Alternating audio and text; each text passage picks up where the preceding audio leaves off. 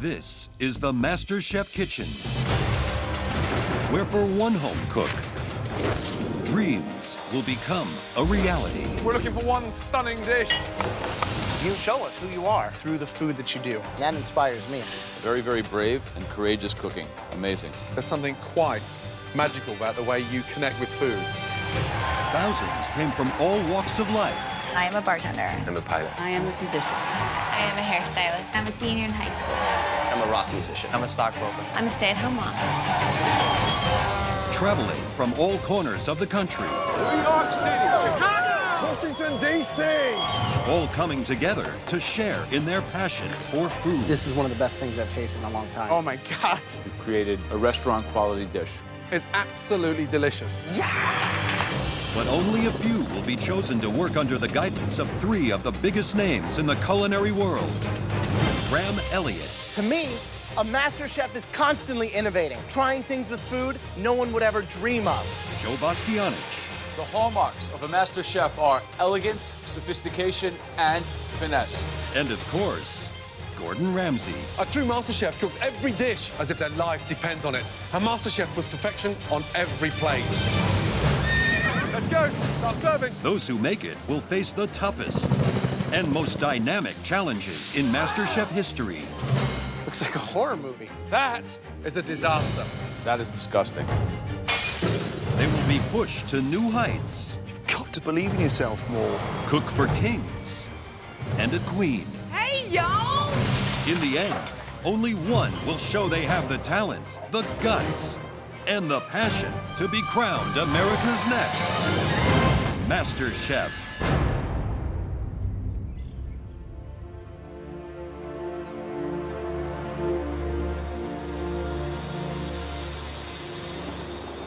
I have a passion and a love and the skill it takes to make great food. I think MasterChef is going to be the springboard for my future in food. I think about food every day, like all day, every day. The opportunity to go into this MasterChef kitchen is the opportunity of a lifetime. Being here represents that I can do this and make this my life and a career. I have a lot of confidence in my cooking and I'm ready to go. Coming to MasterChef as the first blind contestant ever doesn't intimidate me at all. My dream of becoming a chef is just as real as anybody else's. Now, 100 home cooks will get the chance to present one dish that could change their lives forever. Just an elite few will win an apron and earn a spot in the next round.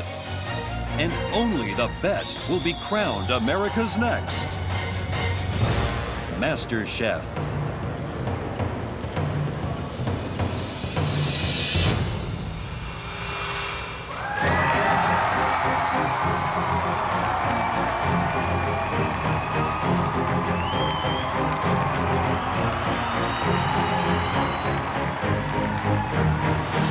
Welcome to MasterChef.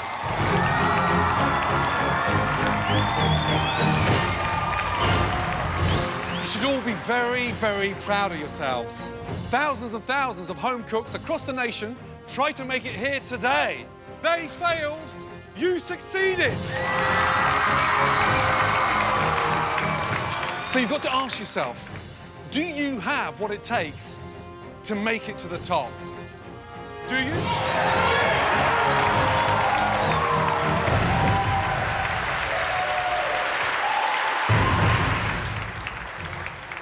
Someone in this room is going to earn, and I mean earn, $250,000.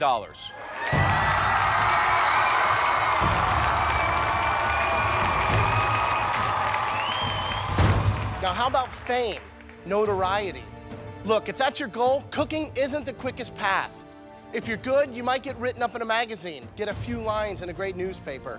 But even some of the most accomplished chefs in America don't have one of these.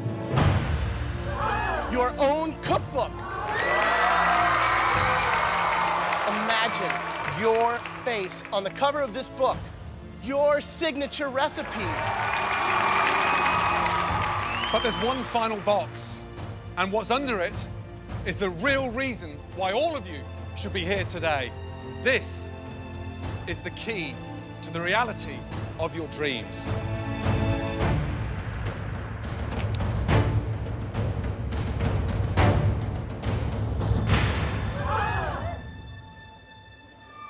the MasterChef trophy.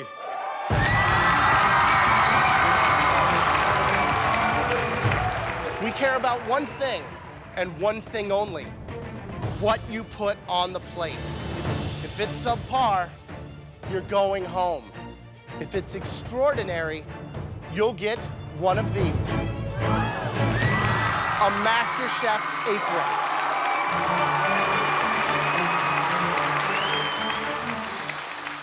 You all want one of these.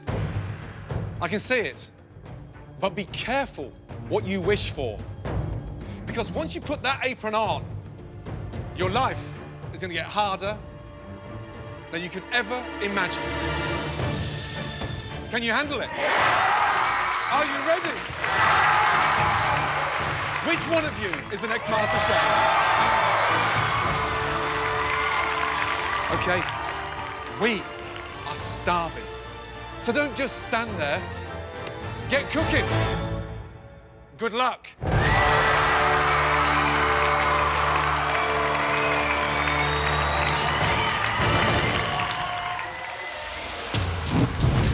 MasterChef has the big potential to change my life and to really steer me in a completely new direction that I thought I would never get to achieve. I'm passionate about cooking. I love cooking. It would mean everything to me to be able to work with Chef Ramsay. I'm going all the way. My quest to be the best. It starts right here, right now. From the thousands who applied, 100 home cooks have been invited to Los Angeles. They'll have just 1 hour to create a signature dish worthy of a MasterChef apron. First up is 19-year-old college freshman Michael Chen. While he may be unseasoned as a chef, Oops, sorry, did it break? he believes his appetite to win makes him a real contender. Why is that on? Some people here have been cooking longer than I've even been alive, but I think that experience is only part of the recipe for being a great cook. I've never used this kind of meat grinder before. I don't know how it works. I'm here because I've always loved cooking. I've always had a passion for it, but especially for my parents, cooking has never been a very reputable profession, and they've always wanted me to pursue something math and science related instead. And I'm here to really prove to myself, to prove to them, and to prove to those around me that cooking is something that I do well. Come on, stick. I'm meant to be here. I'm supposed to be here. This is where I belong. Each home cook is given just 5 minutes to plate up their dish. If 2 of the 3 judges think they have what it takes, they'll win a coveted MasterChef apron and move on to the next stage of the competition. Hi, Chef. Hi. Howdy. What's your name? Michael. Michael, where are you from? I'm from Austin, Texas. Great, what are you cooking? I am making Chinese dumplings with cilantro and scallion salad and also homemade chili oil. You've got 5 minutes. All right, thank you so much. Are you still at school? Yes, I'm a freshman in college right now. Got a girlfriend? No, I'm actually gay. Boyfriend? Got a boyfriend? No, I do not. I'm single. I'm 19. I don't believe in dating before high school, really. You're very proper, aren't you? That's how I was raised to be. I like to follow the rules most of the time. Did you spring that on your dad on the same day that you did, that you wanted to be a cook? It's like, Dad, I want to be a cook and I'm gay, by the way. No. I actually came out to him right before I came to MasterChef. And well done. Embrace it. Yeah, Absolutely. I don't want to hide my true self. You've got no reason to either. Yes, thank you, Chef. Time's up. Amazing. So the secret of a good dumpling is the burst of flavor inside. Yes. What should I be expecting inside there? What have we got? You should expect a lot of good flavors. There's shiitake mushrooms, the sesame oil in there, some soy sauce, ginger and scallion in there. And you should be able to taste that right away, and I hope you enjoy it.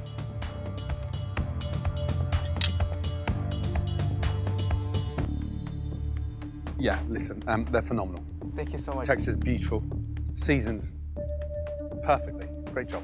Thank you so much.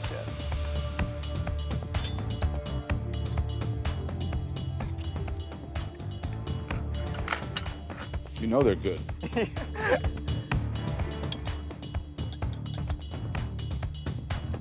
That's delicious. Thank you Your so dad's gonna be much. super proud. Michael, let me tell you, I 100%, I'm one of the most confident yeses ever in this competition. Really? Well done.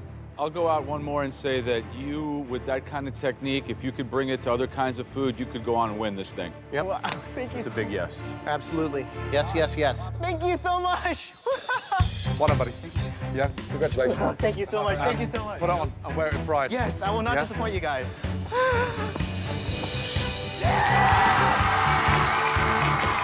It's incredible. I've never been praised like that before. I mean, it just really validates all that I've been working for until this point. Like, just to have chefs of those caliber to say so many good things about my food is incredible. But while Michael's food was first class, these next few dishes are in a class all of their own. What are you cooking? Frog leg egg foo young. Frog leg, egg foo long. Young. Young? Yes. Oh, excuse me. I have a smoked shrimp. It looks like a skid mark. I mean, honestly. I like that, though. Visually, it looks like vomit. I bet it tastes good, though. I've got a homemade bow tie farfalle pasta. It's like gnawing on a rosemary branch. I made a mussel soup today. Ooh. Tastes like The inside is raw. I am making a seafood stew. There's two things I like about this dish. It's white and it's round. So where are the frog's legs? In the egg foo young.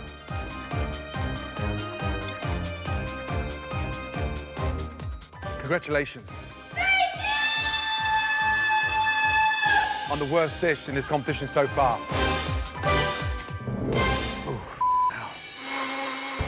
Our next home cook has survived a life full of challenges. You want to go down the slide? I'm a single mom from Los Angeles. Did it. I have a son. He's 2. His name is Danger. He's gonna love me for that later when he's in college. We got divorced a couple of years ago. I thought, let's blow on it. I left my job right after I had the baby to be a stay-at-home mom. It's been tough. I'm on a budget, unemployed.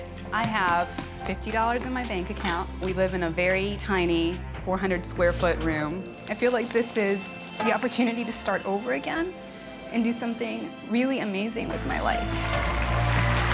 I don't know what I'm gonna do if I don't get the apron. I really don't. Welcome. First name? My name's Monty. Monty. Monte Carlo. Stop it. What are you cooking? It's a Puerto Rican shepherd's pie, and there's a green plantain that's fried twice. You got 5 minutes to blow us away. So you're a single mum. Yes, sir. How many children? I have one. He's 2.5 years old. His name is Danger. Danger.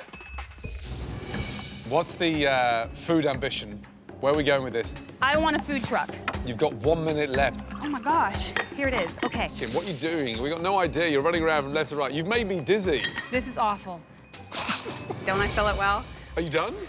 I didn't have time to finish my sauce that I was gonna make with it, the mojo. I got a little nervous and all caught up. Hope you guys like it. Eggs with chopped olives, capers, raisins, cilantro.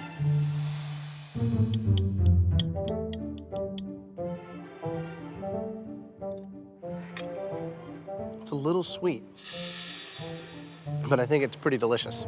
For real? It is. Shut your mouth. I swear. Oh my God, thank you very much. Right. The recipe comes from where? Is my grandmother's recipe? Desperately needs a sauce because it's dry. I don't know if I buy the shtick. What? Single mom with a son named Danger, and your name is Monte Carlo? That's not a shtick, that's my real life.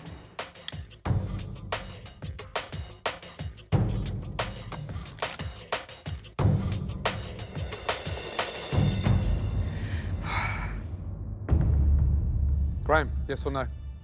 I like the dish. I think it's rich and it's complex, much like you. And I'm a yes. Thank you, sir. Joe, yes or no for Monty? I don't know if I buy it. I think you're giving me shtick. I think you're faking it in the plate, too. It's a little bit overly sweet, so I'm gonna pass. I'm gonna say no.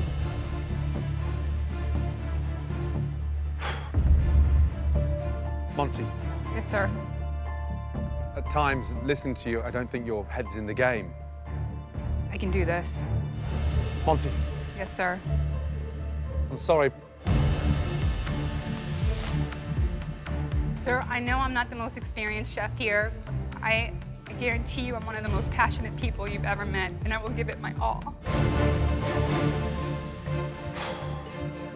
I'm sorry, but you will not be seeing your son for a while because you've got an apron. Congratulations. Well done. Oh, my God. The dish is delicious, it's rich, it's comforting, and yeah, I think there's more to you.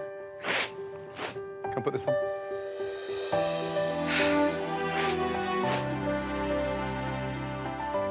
Thank you so much. Good job. Thank you so much.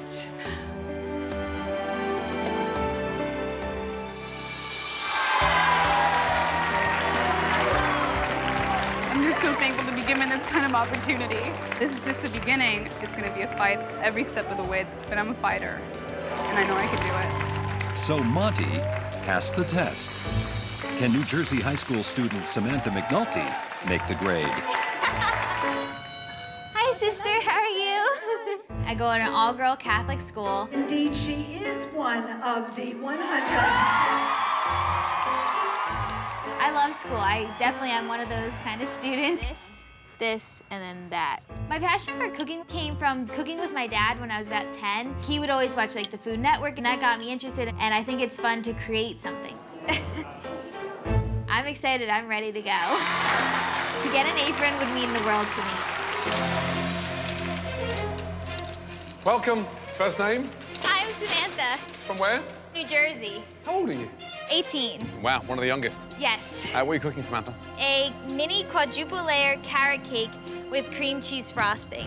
You've got 5 minutes to get this dish done. Your love for food comes from where? It comes from my parents. I'm really into nutrition, and I hope to study that when I go to college next year. What are you doing? I put raspberries in some water that has some sugar in it just to get rid of that tartness just a little. Nice. Are we done? Yes, all set. So basil with the carrot cake, huh? Yes. Relax. Don't look so nervous. He doesn't bite. And he loves desserts. Okay, good. Trust me.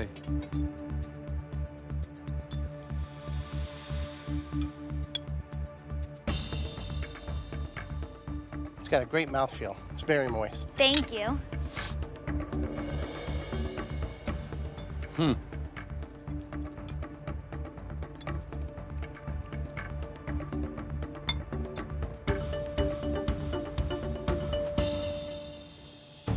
Love carrot cake. How long have you been baking? I guess I've been baking since I was about 10. Right.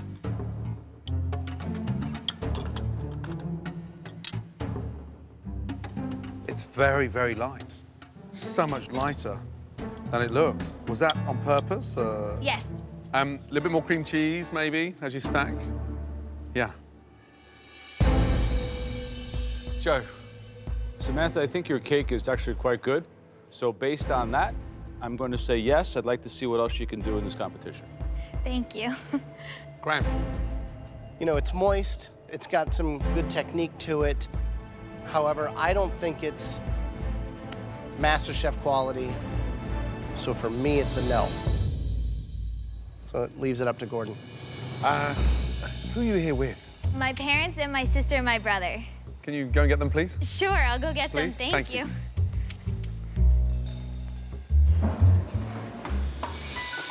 They want to see you guys.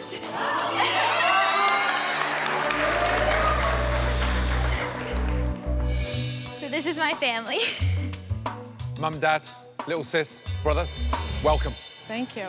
We're all stuck in between a rock and a hard place.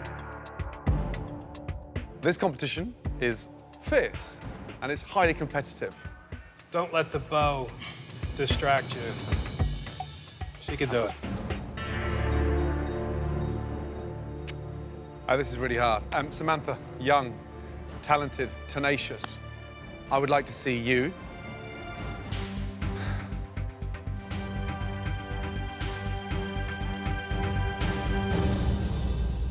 come back next year. I don't think you're quite ready for the next stage of the competition. You know, you're new to this, and I love the passion. What I'd like to see you do is to spend more time in the kitchen, go on that journey, but start off and climb slowly. I think you will grow. Thank you very much. Bye, guys. Thank you. Thank you very much.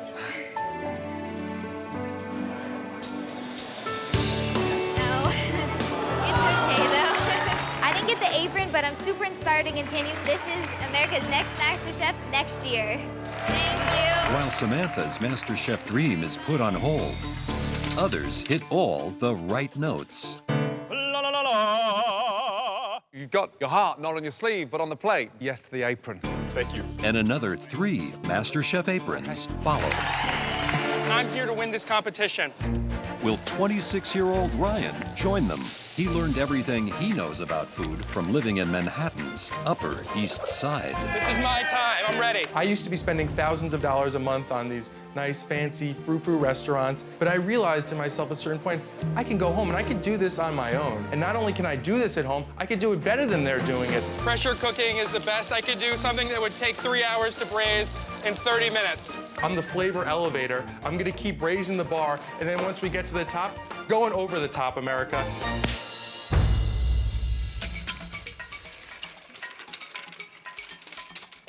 And first name is? Ryan. You've got 5 minutes to blow us away. What are you cooking for us today? Red wine pressure-cooked short ribs with corn pudding, roasted parsnips, and glazed cipollini onions. What do you do for a living? Right now, I'm not working. So you've been unemployed for how long? About a year and a half. It wasn't that I couldn't find a job, Gordon. It's that I just didn't find exactly what I wanted to do yet. Ryan, most people don't have that luxury. What are you doing? I'm using the ring mold to make it a nicer presentation. I know that those people have a lot of skill, but I just don't think that they've been working nearly as hard as I've been working. Excuse me, you've been out of a job for 18 months. Working in the kitchen is what I meant. Okay, not another ring. I just wanted to make the sauce fall out perfectly in a circle. But hold on, you're putting sauce in a ring? I wanted it to come out to a perfect circle when I lay it down. Ryan, you've had too much time on your hands. It's nice to see you not sticking a short rib in a ring. I don't have any rings that size. Just kidding. Okay. Short ribs. In an hour. In an hour, pressure cooker. That's intense. It is intense. All right. Did break apart with a spoon.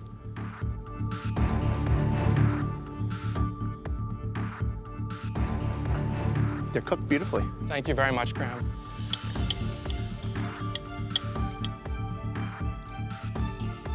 I can tell you're bored because you've got very fancy in areas where you don't need to be fancy. I'll lay off the rings, I promise.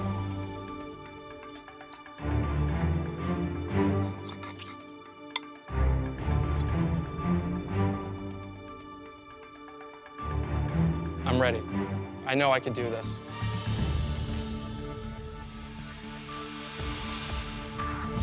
I'm not entirely convinced. Then I'm slightly pissed off with the pretentiousness of the way you present food. Short rib sauce doesn't get ringed out in a cutter. I've never seen anything so stupid in all my life. So for me, it's a no. The short ribs could have been better, but it was ambitious to try, and you did get them cooked through in an hour. The sauce, it should have been glazed over that, but it was still a good sauce. I am going to give you a yes. Thank you very much, Graham. Joe? It's a little bit going on instinct, because I think you're right there for me. You're like right in the middle. I'm ready to represent MasterChef to the best of my ability. It's up to you. Step around here a second. I mean, at this point, for me, if I give you an apron, I'm kind of like putting my name on your lapel. I don't know if I want to hang my hat there, you know, like... It's a good place to hang your hat, Joe. You trust me, I'm telling you, I can cook.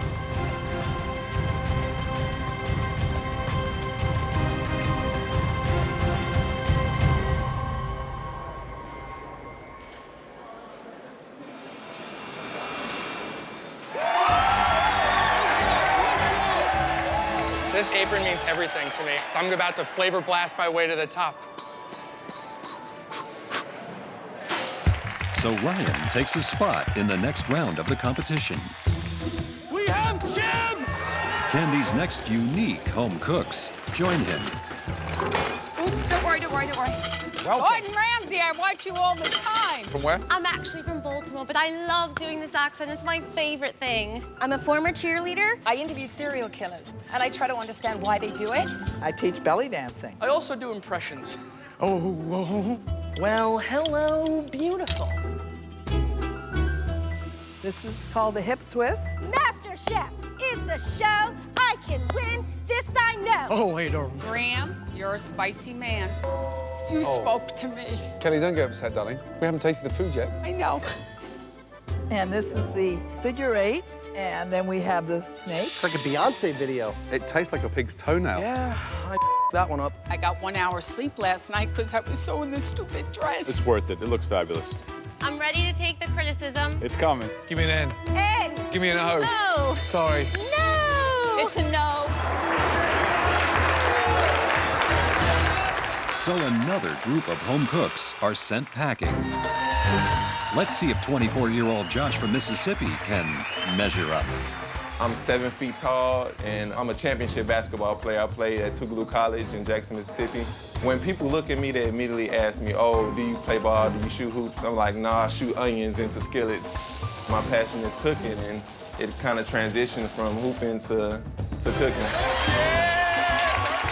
Being an athlete and coming from an athletic background, we play to win, and I'm not settling for anything less than MasterChef. Welcome. Good to see you up there. Thank you. First name? Josh. What are you cooking for us? I prepared shrimp etouffee with a little bit of jasmine rice. I'm gonna fry up some shrimp for you. You've got 5 minutes. How old are you? 24. Wow, you're still growing. Any chance of NBA for you, or you missed that boat? Never missed a boat. I mean, I'm still young. My knee's still good. I could definitely do it. So what are you waiting for? I want to be a chef. That's why I'm here. Last 2 minutes. This is my heart. This is what I do. And hopefully you guys pick me to be your next Master Chef. That's it. Great. Etouffee. How would you rate that out of 10? I would rate it a 10 and a half. Wow.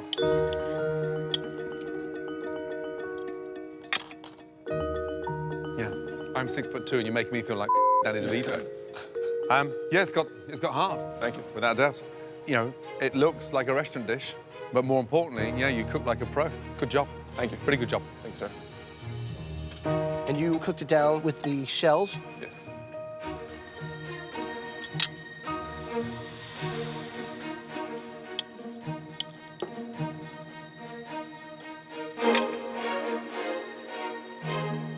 Who taught you how to make that? Me, I did it myself. This is all me, straight from the heart. See a little smile there. Everybody's smiling. Don't get overexcited. We've laughed bigger guys than you out of here. Okay. You know, I didn't think it was going to taste as good as it did. You've got passion, clearly. There's a talent there in that bowl. I'm a yes. 2 words, slam dunk. I think you can cook like a badass. Congratulations. Congratulations. Do not step up. Stay there. You crying, No, big boy? just a little bit. Man, just excited. Well done. Great job. Congratulations. Thank you. That was good. That was yummy.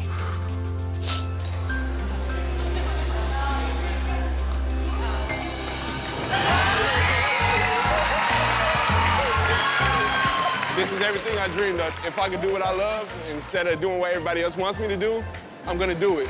Can't nobody stop me. Shami comes to MasterChef from Seattle, but her cooking is grounded in her African roots. I am originally from Zimbabwe, and back home in Zimbabwe, girls are expected to know how to cook. So it's been a part of me my whole life. I don't really remember a time without me not cooking, me not being at the stove.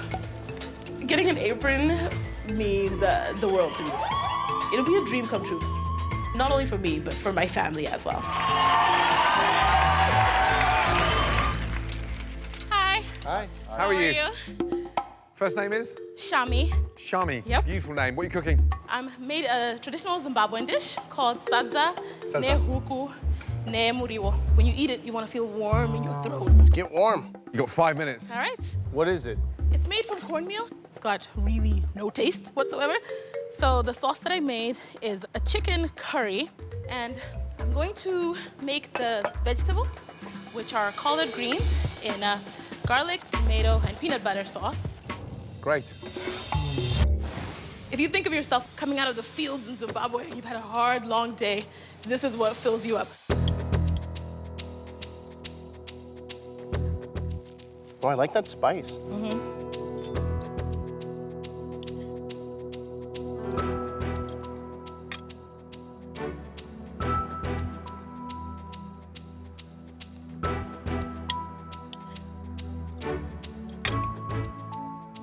It's authentic. That's what you've got.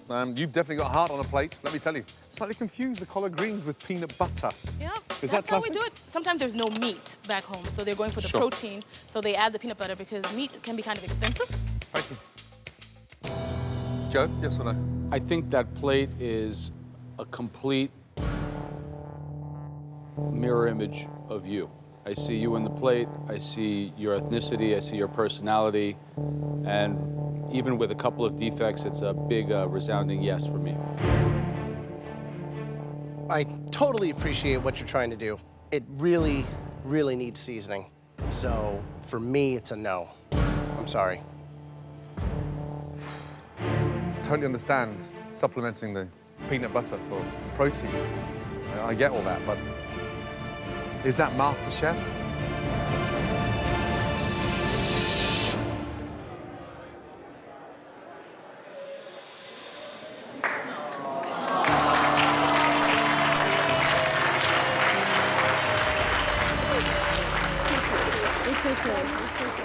But disappointment soon turns to delight Great job. Thank you. as more home cooks walk away with an apron. Which brings today's total so far to 11. But has this next hopeful figured out how to get her cakes ahead in the competition? Wow, that is dope. Look at Joe, he looks like a granddad. Is Joe smiling or no? I actually found one picture on the internet Wow. of you smiling. Bloody hell's about. And you need a bigger base for Graham. Pick Come me eat up. some cake! Ugh. Damn it. Graham just keeled over in his cake. They're caricatures. They're not supposed to be exact. It's actually delicious. Thank you. I mean, really delicious indeed. It was the best thing we've eaten today. So Audrey from Texas wins an apron. And for the very first time, Delicious. Gordon Is it? bites his own head off. Can tonight's final home cook end the day on a high? I'm Christine from Houston, Texas, and I'm a graduate student. My husband's here supporting me. He's my biggest fan. I love food, I love eating it, I love creating it. I feel like regardless of what your background is, your gender, your religion, food is something everybody has in common in this world, and so I think food is what connects people together. I'm definitely a competitive person. I really want to get this apron. I am here for a reason. I'm supposed to be graduating school, but I've set aside my thesis to get an apron and become the next MasterChef.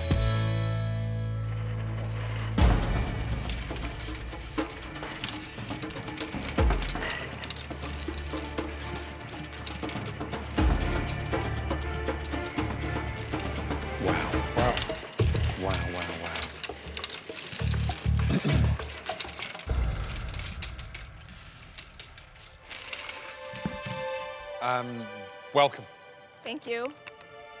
First name is? My name is Christine. Christine. In the history of MasterChef, we've never had a blind contestant. Welcome. Thank you. The Chef. gentleman with you? That's my husband. His name is John. Right. Great. What are you cooking? I'm cooking Vietnamese comfort food. It's a catfish braised in a clay pot, and I pickled vegetables to go with it Okay. and some rice. Okay, Christine, you've got 5 minutes to complete that dish. Thank you.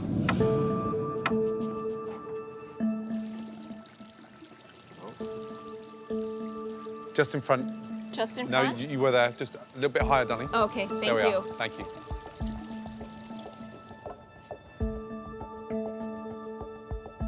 Christine, Yes, chef? were you born blind? No, no, chef. When I was maybe about 10 years ago, I was diagnosed with an autoimmune condition that affected my nerves, my spinal cord and my optic nerves, and so I lost my vision gradually over the past 10 years. In your mind, you're visualizing what you put on a plate. Yes, that's correct. You know, I felt the plate and things like that before, and a lot of it is obvious by memory. Do you ever think that your disability somehow could be an advantage in a competition like this or just in cooking in general? Yes, chef, please excuse my chewing. Yes, it is. Because I can't see, I won't be worrying about what other people are doing. I love the fact that you're tasting everything. I have to, I can't see. One of my teaching methods with young chefs today is that we put a blindfold on them and they understand Correct. the texture, the taste, which is accelerated quicker when your eyes are closed and you're concentrating purely on the senses. Yes, correct, chef.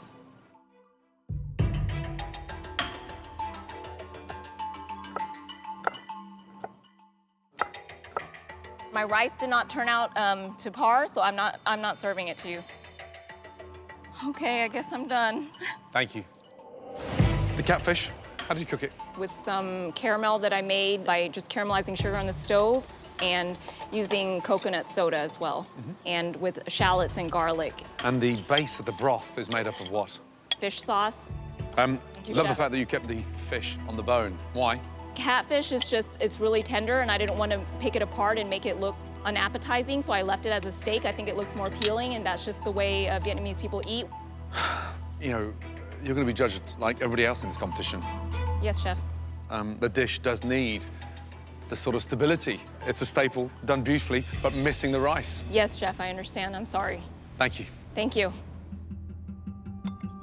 So what's the idea behind cooking it in the clay pot? It's supposed to aid with the quicker caramelization and braising of the product you put inside, chef. Okay.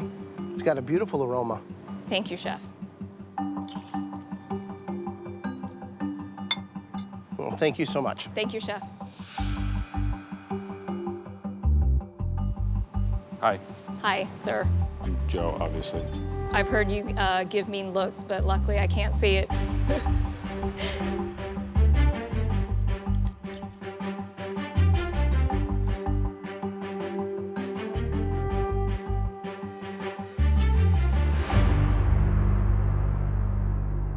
You have a great advantage. As you talk about your food, not only are you able to express it in words, but your face speaks volumes. Yes. Your eyes beam with happiness and pride and passion. And you have a lot to be proud of. Thank you, sir. It's an amazing, amazing accomplishment. Thank you, sir.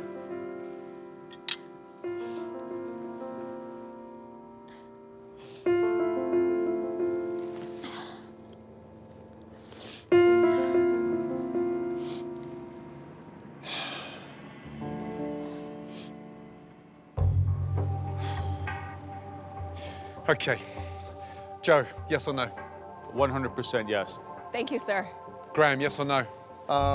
Everybody has a story and has things that they have to overcome. Judge solely on that dish. Yes, chef.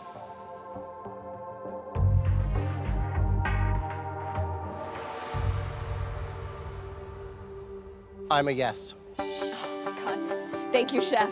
Your personal challenge aside, for me, that's one of the most delicious dishes I've tasted in this competition so far. Do you know what I'm going to give you? A white apron. A white apron. Congratulations. Thank you.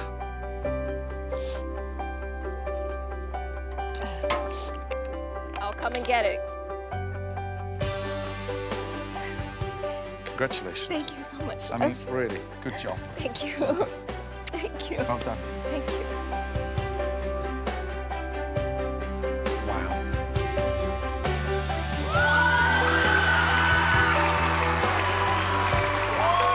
I'm so touched that they all complimented me on my food and they believed in me, so I feel ecstatic.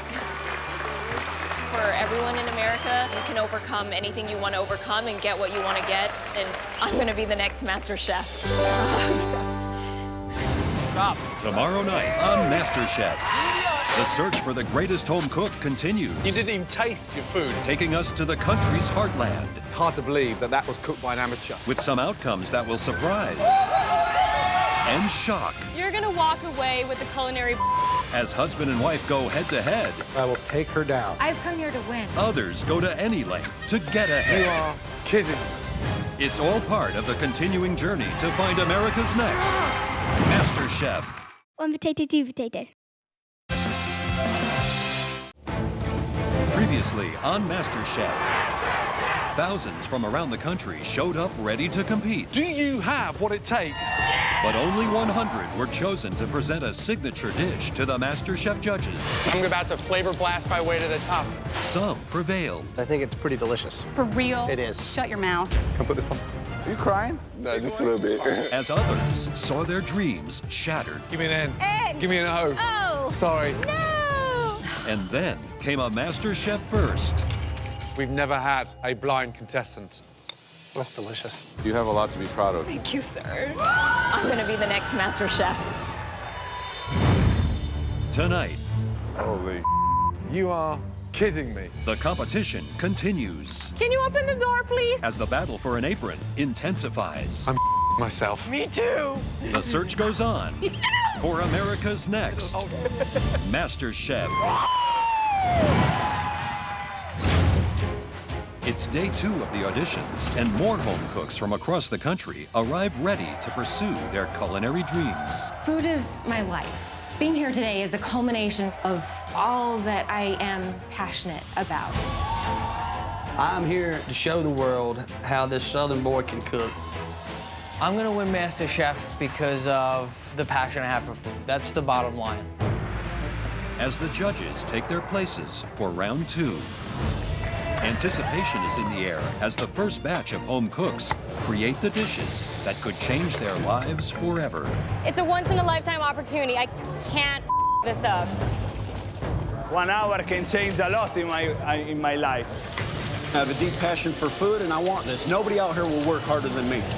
All right, let's do it. First up to face the judges is a feisty 24-year-old food server from Los Angeles named Felix. I need this apron. I'm gonna get it. I'm not gonna beg for it. I'm not gonna tell you a sob story. You just have to taste my food. After their 1 hour in the prep kitchen, each home cook is then given 5 minutes to complete their dish in front of the judges. If 2 judges think a home cook has what it takes, they'll be awarded a MasterChef apron and move on to the next round of the competition. Hello. Good evening, gentlemen. Hi. Good to see you. First name is? Felix? Felix. Yes. Okay. Off you go. You got 5 minutes. And what are you going to cook? I'm gonna make a crispy risotto with a steak tartare on top. Did you just swig out a bottle? Don't be fooled by the cover of the book. Is there a little wild firecracker underneath that demure look? Demure look. I'm kind of a wild card. I say what's on my mind. I'm straightforward. So say what's on your mind right now. What are you thinking? Joe, you're gonna walk away with the culinary after you eat my risotto. Okay. Hey, love you long time. Okay. Enough. Oh, come on, bring it over. Let's play. Finished? Finished. I'm just gonna slip this off because I'm ready to put on another one. As opposed to the spicy tuna, the idea of the beef tartare, where did that come from? Well, it goes more with risotto, and I love steak tartare. Let me just stop you there 2 seconds. Risotto goes with steak tartare. Well, not that it goes with, but it's more hand in hand than risotto and spicy tuna. Okay.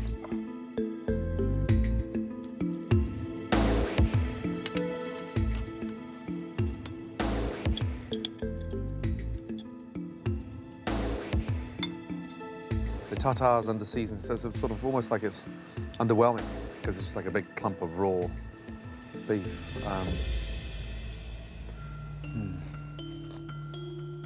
Okay. A little dark here. It's slightly charred.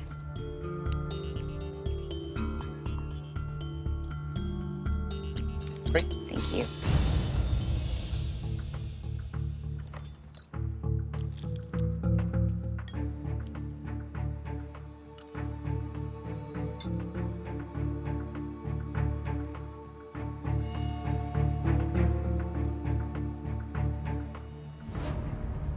Love the confidence, but it's on the verge of the arrogance because you're not really delivering. For me, it's a no. I couldn't disagree more. I think that it's... you disagree or not? I was giving you my version. I thought it was really good. Fine. I thought the rice was good, crunchy, properly seasoned. The tartare was also good. I don't know, I'd like to see more. I'm going to say yes. Thank you. All right. Well, it comes down to me, and here's my thing. You know, I do appreciate taking the inspiration of the crispy rice from the sushi world, but I would have rather seen a full-on commitment to it, you know, going straight on Asian and getting rid of those other flavors, you know? So it really could go either way. You're gonna cry in the tartare, at least you're gonna season it. I think you have what it takes, and I want to see more. Yes, come get your apron. Thank you. All right? Don't take things for granted. Don't get too cocky before we even start, all right? Thank you. Good luck.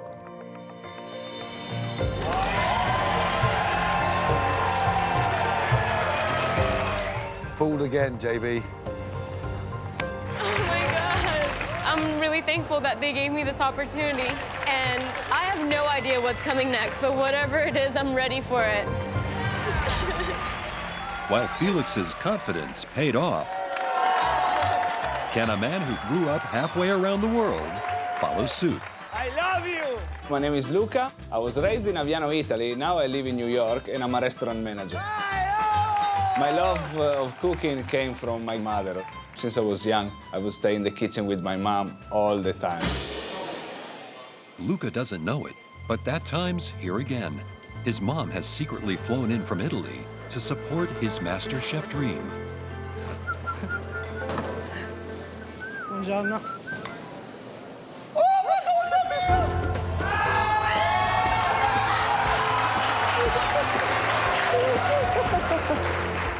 It's unbelievable. I mean, I still think I'm dreaming. It's like, I don't think she's here yet. I really don't know if she's here. But what kind of oil are you going to be using there? Bravo, thank you, Mama. You saved my life. Winning the title of MasterChef for me would be the best thing of my life. Buonissimo. It would open the doors for everything I want. Io sono il nuovo MasterChef. Forget about it. Good evening. Buonasera, signori. First name is? My first name is Luca. The smartest contestant, let me tell you. Thank you so much. You like it? I look good, eh? Yes. What are you cooking? I'm cooking fegato alla veneziana. It's calf liver, Venetian style. Brilliant. You've got 5 minutes. Scusa, sei veneziano? Sono friulano. Sei friulano? Sì, io sono da Trieste. Triestino. Triestino. Allora, cosa pensi di questa situazione qua? Penso che la polenta sia attaccata. What are you saying? He wants to know who the blonde guy is, so I was trying to explain to him that it's Gordon Ramsay, and he said, who? God bless him. 1 minute left.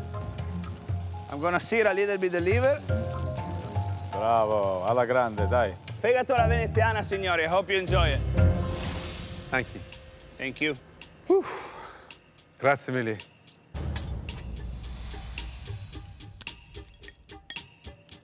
What, you put cheese or butter in the polenta?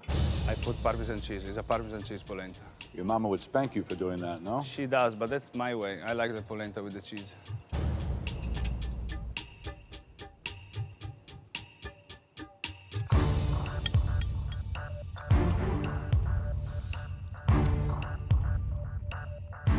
Thank you, Luca. Thank you, chef.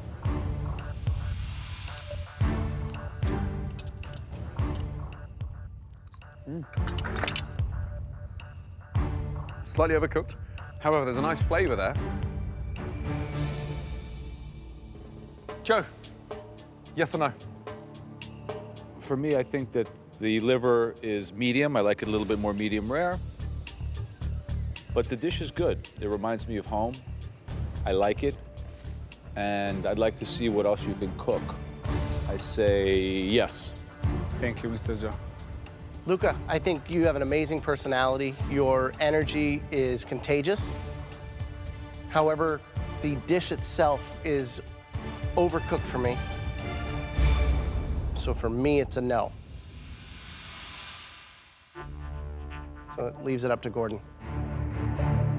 This is tough. You can cook. You're passionate. I know you can do better. That's not perfect. You know that. I can do much better. I want to keep on going to show you what I can really do. Okay.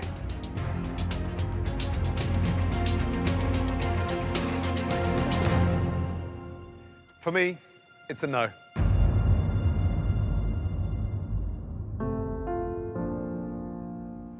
Continue cooking, because next year, I think you can come back and just completely rise above the competition. That dish there is what I'm going to judge you on this year, and it's not good enough for now. So I'm a no. But I want to see you back next year. Grazie, Luca. Arrivederci.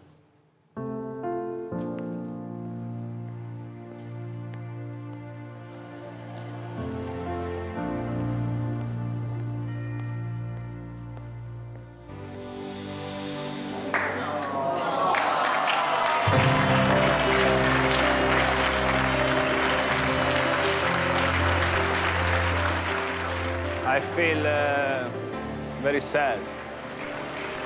It was a great opportunity. I missed it. I go back home to my wife. I will come back 100%. While it may take Luca another year to get an apron, these next few contestants don't have as long of a wait. I'm going to give you a shot. You got an apron. Woo! Oh. Yeah. You smell nice. 100% yes. You are not going to regret this. Yes! It fell apart in the middle. Oh, gee.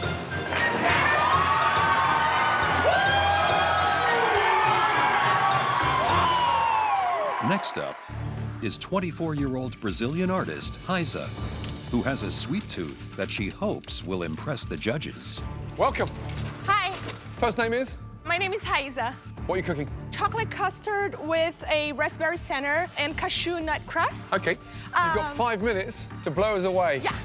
We haven't seen many desserts win an apron. I thought it would be a good thing to show different skills because my dessert has a little bit of pastry thing because I'm doing something with sugar. I cooked something, I made a coulis, so You should start making it. Okay. Okay, so a little change of plans, okay? I had to bring a rolling pin and I forgot, so. Run back and get your rolling pin. Okay.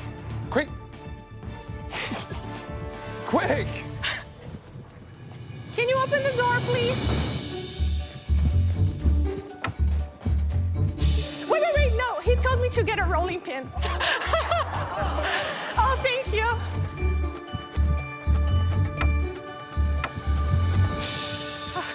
Let's go. Okay.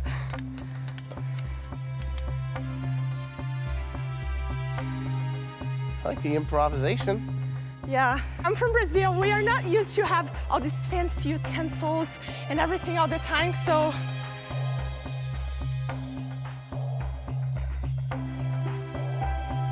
This is the dessert. Like here? Yes, brava. Oh. Heisa, visually, you can tell you're an artist because you put food on a plate beautifully.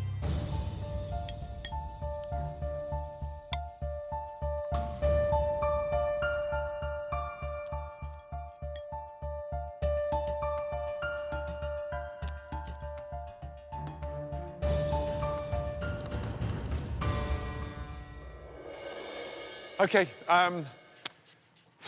for me, one of the most delicious, well-presented desserts I've ever tasted. It's a definite yes. Thank you. 2 big thumbs up, yes. I love your spirit. I love the dessert, so. Awesome, man. Congratulations. Thank you. Well done. Well done, well done. Awesome. Great job. Great dessert. Well done. Bye. Bye. See you. Bye. Delicious.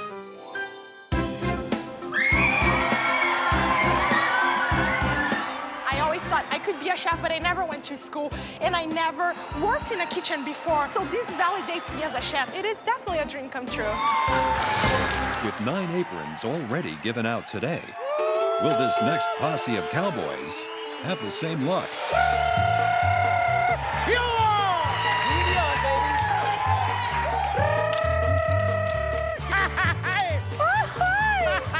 I'm here. You're definitely here. Good evening. Gentlemen, hello. Howdy. First name is? Bear. Bear. El Bronco? Al. Al. What are you cooking? What I have, what I call the turnout, yuca, chorizo, chipotle, tomatillos, avocado, sunny side up egg, and some cheese. Wow. Hand-roasted loin of elk. I'm cooking entomatadas, a classical dish from my hometown. I love Mexican food. Authentic Mexican, spicy. I mean, it doesn't look $1 million, but it certainly tastes proper. Did you intend to melt the cheese? Yes, I did. I've never had anything quite like that. Thank you, sir. It's like a glue. It's just like a mouthful of elastic band.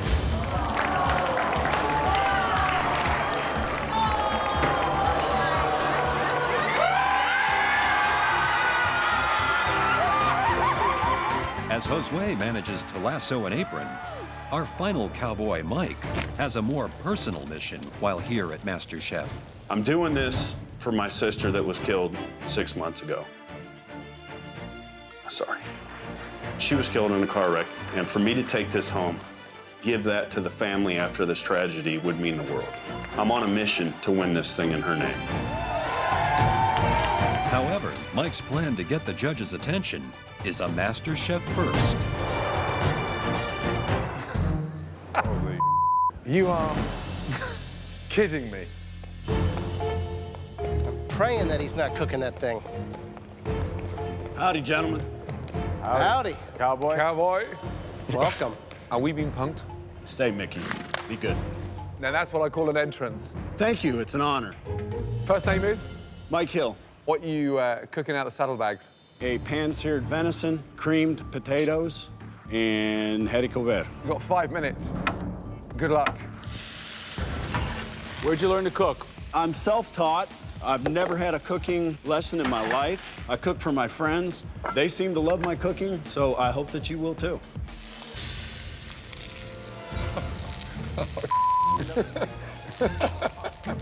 Thought that was another leg coming.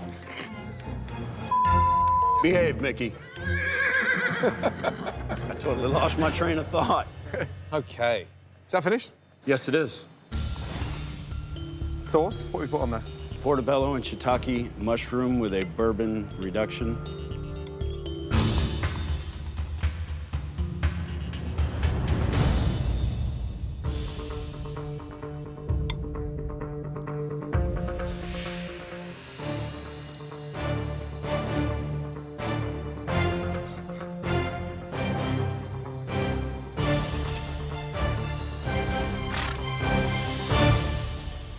Graham, yes or no?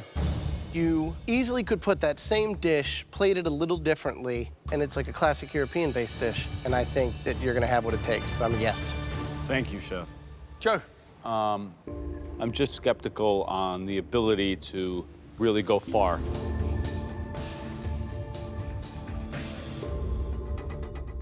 But I'm gonna go out on a limb here and say yes. You seem like a nice guy. I'd like to see what you can do. Thank you. You are a 100% resounding yes. 3 yeses. Thank you, Chef. Thank you, Chef.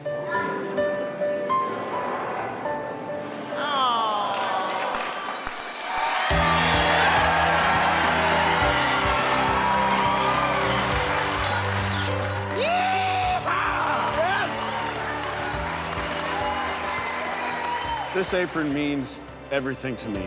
I lost my sister 6 months ago to a tragic car accident. I'm doing this in her name. She's everywhere that I go. This is for her. I love you, Trish.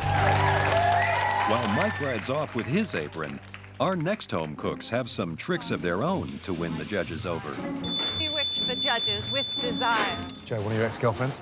He looks like casting for The Godfather. What is that? It's a monkey. I'm cooking asparagus on a bed of linguine. We made an angel hair pasta. What do you do for a living? I'm a witch.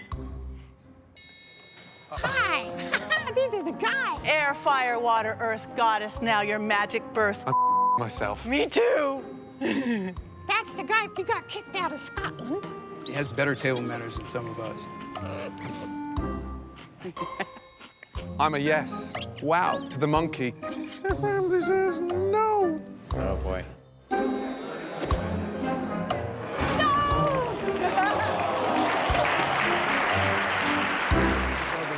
Thank you, thank you, thank you.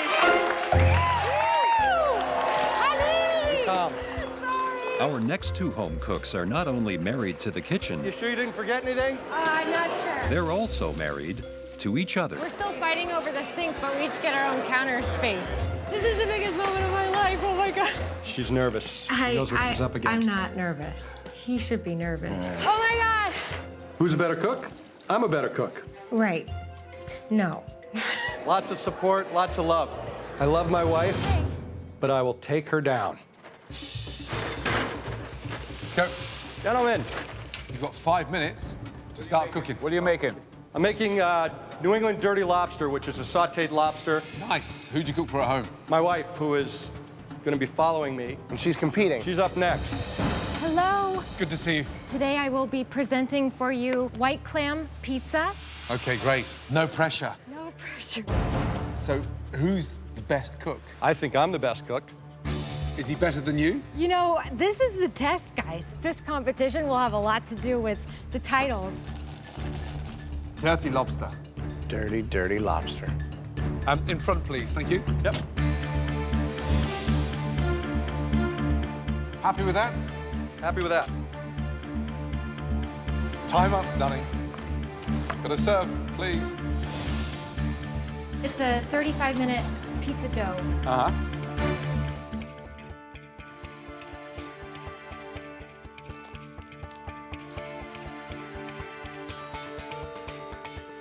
The pizza dough, I mean, considering you had to cook in an electric oven, it is what it is. Dirty lobster from Boston. I use the tamale of the lobster to help thicken the sauce.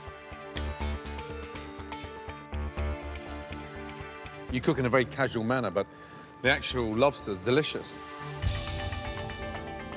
There's no rules when it comes to pizza.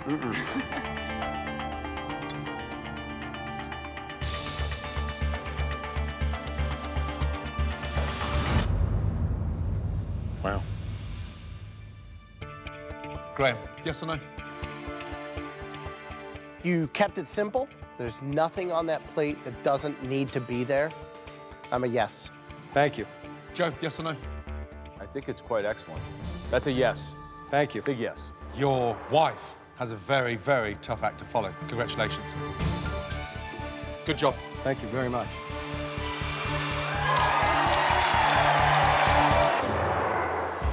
What happens if, like, you're in a head-to-head in a pressure test and you're forced to really maybe have a showdown with your husband? We understand. Please. I've come here to win. Graham, yes or no?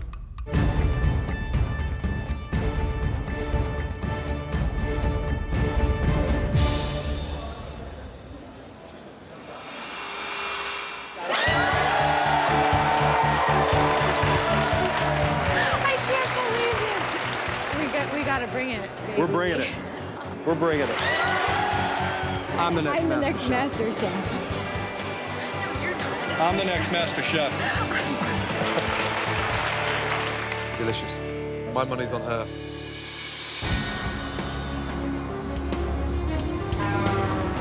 From the desert to the sea and all parts in between, MasterChef took to America's back roads this year in our very own food truck. MasterChefs in Page, Arizona! MasterChefs in Bergen, Utah! The mission, to find meals fit for an apron. I cook goat. Kaibab, squirrel pie. I do not know Gordon Ramsay. And some of the small-town home cooks we discovered are here right now to see if they have what it takes. Welcome. Hi. First name is? Holly. Renee. Dwayne. Hi, I'm Laura. Nick. Nick, good to see you, bud. What are you cooking? Smoked salmon, steak wrap, and a Pasilla stuffed pepper. It's a chocolate cardamom caramel tart. Squirrel pie. What? Squirrel pie. I am excited. Well, I've got porcupine balls. Oh. It smells funny. It tastes good. Yeah. Joe, yes or no? Conceptual, categorical, catastrophic failure. No. There is some flavor there, some technique. It's a lot of heart on the plate, but unfortunately, it is not MasterChef. The next time you see the MasterChef food truck, just wave and let it go by. So our food truck contenders didn't do as they hoped. But can Bubba turn things around? My competition's gonna look at me and we got nothing to worry about that old redneck boy, but I'm bringing the MasterChef blues to you.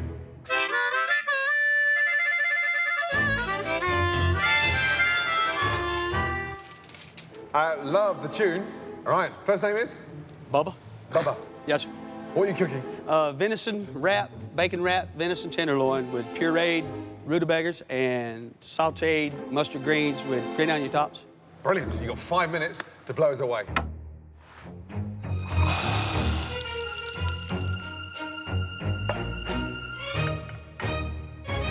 Great.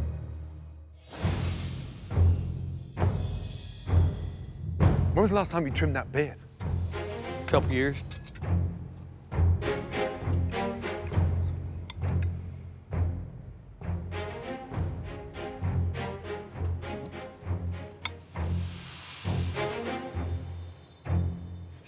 So is this something you would go out and hunt yourself? Oh, yes. It's the first time I've ever bought deer meat, put it that way. Good job. Thank you, Graham. My question for you is when they ask you to bake a souffle or make some agnolotti, what are you going to do then? Well, I believe that I can put forth my best effort and everything that you throw at me and win this thing. Joe, yes or no? I think that venison is totally overcooked, under-seasoned. I'm just worried you don't have what it takes to really go further in this competition, and an apron would be wasted in this case, so I'm no. Graham, yes or no?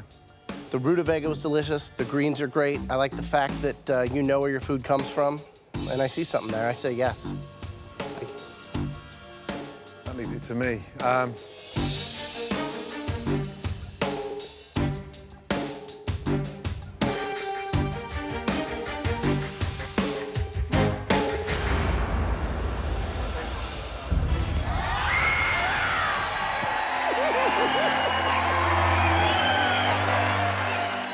I am feeling amazing. This apron means more than life. It means progression. It means just everything.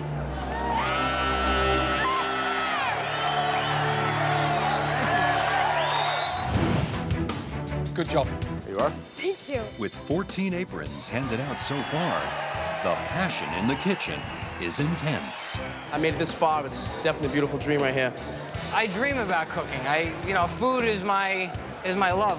I have 1 hour, one dish to change my life, and you know what? It's gonna happen. Everyone's a witness right now. Can Craig from Santa Monica keep the momentum going? That's a nice set of eggplants, no? I want that apron like a fat kid wants cake. Woo! Check for $250,000. Hello, fellows. How you doing today? Great, welcome. First name is? My first name's Craig. What are you making for us today, Craig? I made an eggplant rollatini with a truffle-scented ricotta and some linguine. Get to it. You got 4 minutes. You are not afraid of cheese. You are not afraid. I'm kind of a cheesy guy. Yeah, bada-boom. Is that it? No, not quite. What are you doing now? Set it on fire? You gonna spot weld it? No. Just a little melt. Don't. Oh, my God. Stop. In the name of all that's good and holy in Italian food, stop.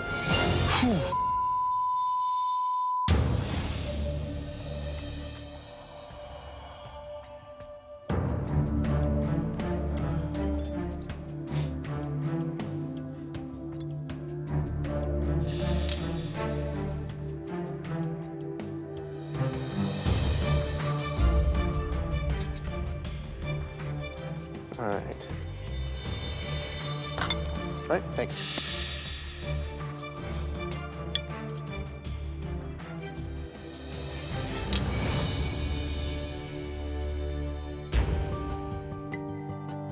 The eggplant was crispy, the ricotta was rich and creamy, the seasoning was right, the pasta was actually al dente. It was all really actually quite good. I'm gonna say yes. Thank you. You know, you've got a big heart and you're a fun guy, but I'm struggling to see the finesse. It's a no for me. Graham? The eggplant by itself, the way it's cooked and rolled and stuffed. Delicious. And, I mean, it really is. It's really nice. but the pasta underneath and, you know, the tomato, all the things, I don't think it's all needed. So I'm going to say no. Sorry. Thank you.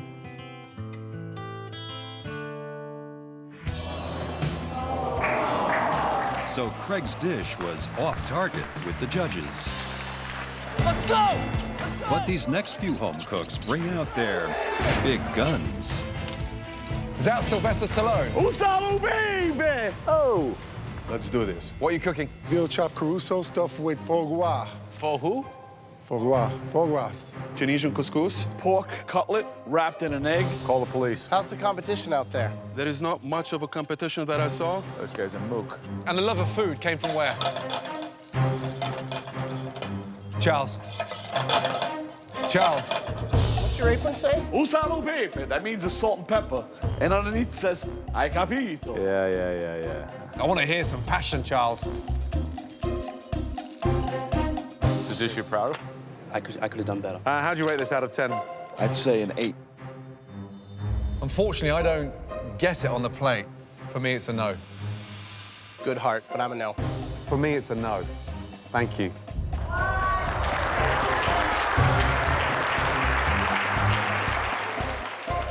So the tough guys strike out. Next at the plate, a 28-year-old from Long Island. Good to see you. First name is? My name's Frank.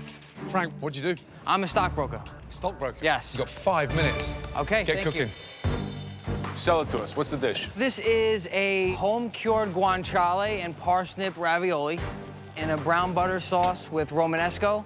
What's that? That's the Olio Santo, or red pepper oil. This is a little basil oil. Time's up, buddy.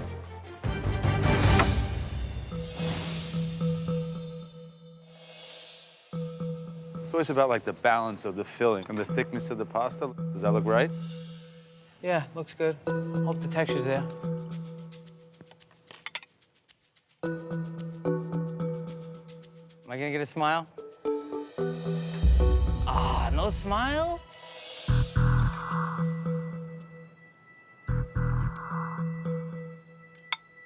Great. Thank you.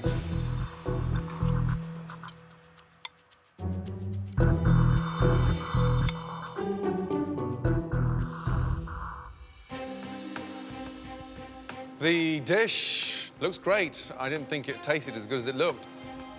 I thought the pasta was a little bit too greasy for me. I'll be honest, I didn't taste one, so I don't know. Now that you're saying all the fats on this dish, I understand where you're coming from. I think that it had a lot to do with the pressure that I was under. Frank, stop. Yeah. You didn't even taste your food. Do me a favor, taste it, and you tell us then. I mean, you've made something for 3 judges, and you refuse to taste it. I mean, that's ludicrous. Right. You guys give me another shot, I'm gonna show you what I'm made of. You haven't told us what you think of the dish. That's what I'm asking you. I think you're 110% right. It's loaded with fat. For me, it's a no. It's swimming in fat. I agree. I see that point, but I think to come in and to really show that passion. I mean, we've had so many people that say, oh, I love cooking, I'm really passionate. And I absolutely see it with you. I'm a big yes. Thank you. I think that you're smarter and probably a better cook than what I ate in the plate. Joe, I'm here to learn from you guys, but I'm here to show you what I can do. I'm here to show you what I got, Joe.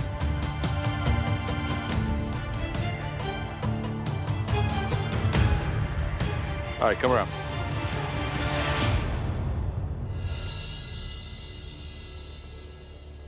Come up here. Don't make me look like a chump in front of this guy. Joe, I thank you so much. You got it. Thank you guys Good so luck. much.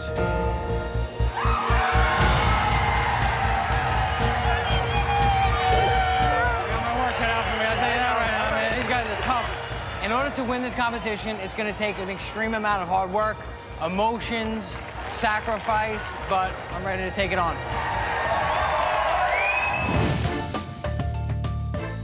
As another long day of auditions comes to a close, Joel, a 37-year-old soldier, originally from Jamaica, is the last cook to get his marching orders. I started cooking when I was 12 years old. one day. My mom wasn't feeling well, so she took me to the kitchen and she taught me through preparing everything for the day. And I've been in the kitchen ever since. I'm America's next master chef. Hello. Hi, Chef. How are you doing? Good to see you. First name is? Joel is the first name. Joel. What are you cooking? What I have here is a Jamaican favorite. It's a rice and peas with chicken and some vegetables that I'm gonna prepare here. You got 5 minutes. Today, I brought Jamaica to you, just in case you have never gone there. What's the sauce? Sweet pepper sauce, topped off with a little Scotch bonnet. It's just a tad, not overwhelming. Finished? Finished. How did you cook this? I seasoned it, put some wine in the pan, and then I cover it and allow it to cook through. You use the salt ever? For the rice and peas, I think I did.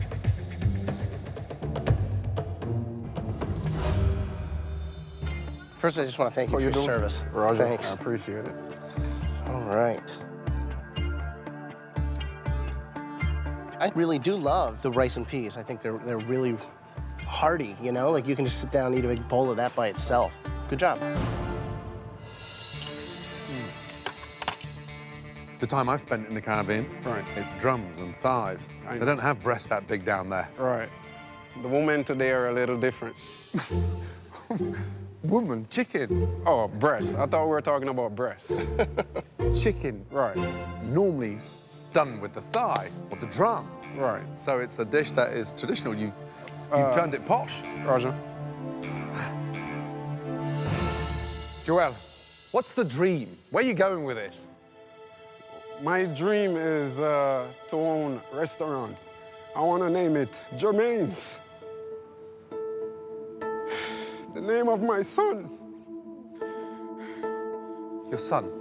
5 years ago, he drowned while I was on my way from military school. So the dream is to continue the legacy? Yes, sir. I've been shot at, trucks blew up, and I am still here. I just don't know why. So this has to be the reason.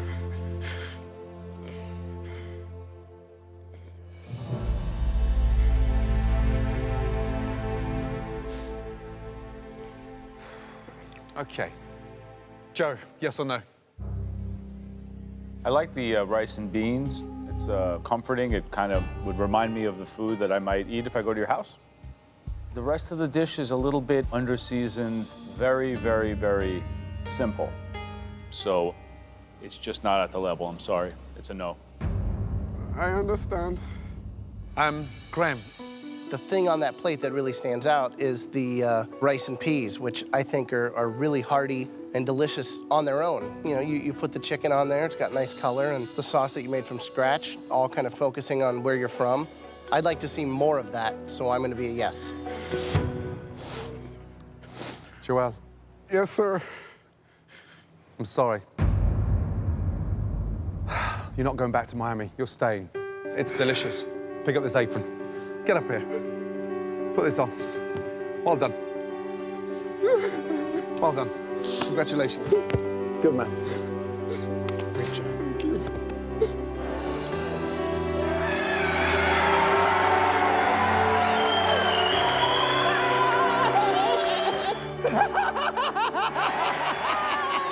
I'm over the top right now. I think I've just made my family proud, but more importantly, my son, I'm sure, is looking and smiling and say, "Go, Daddy."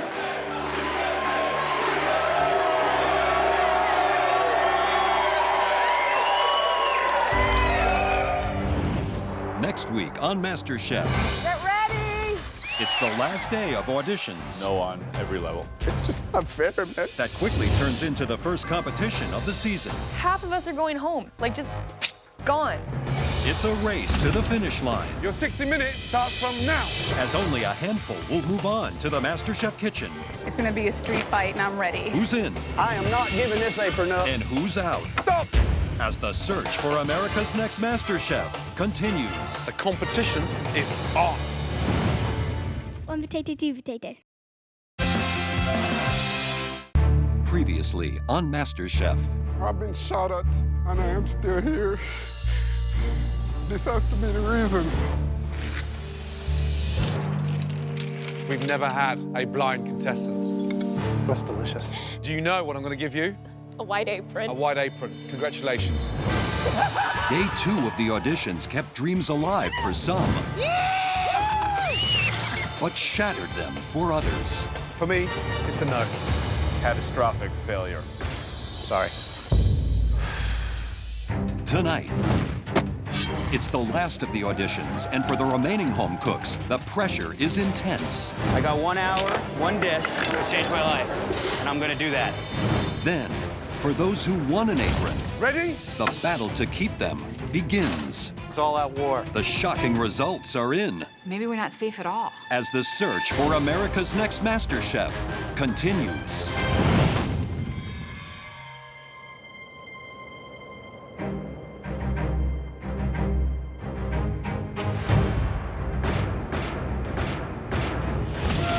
Winning MasterChef to me is a step in the right direction to achieving my dream of becoming a chef in a real kitchen. This is all I have. My ultimate dream is to have a restaurant. I'm gonna put my heart on that plate. I'm gonna win the judges over. It's gonna show America I have what it takes to be next MasterChef. It's the third and final day of the MasterChef auditions. And for the few remaining home cooks who still have to present their dishes, everything is on the line. This is absolutely the biggest moment of my life. I got 1 hour to make the biggest dish I've ever cooked. If there's anybody who's up for the challenge, it's me.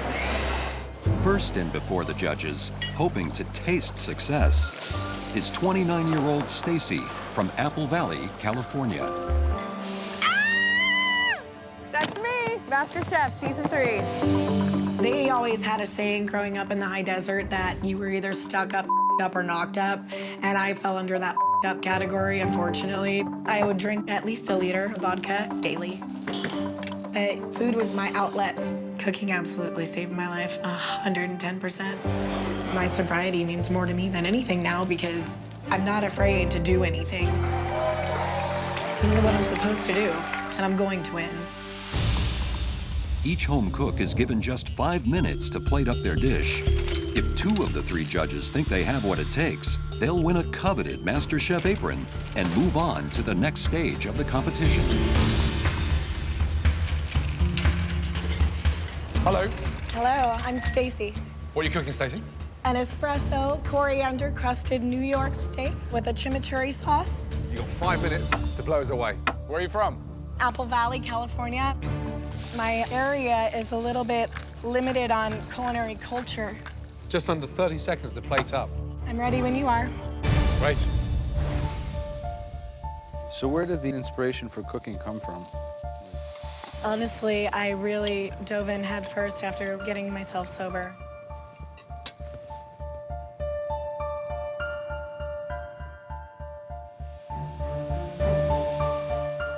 Okay. I love that you took the time to roast the pepitos. Absolutely.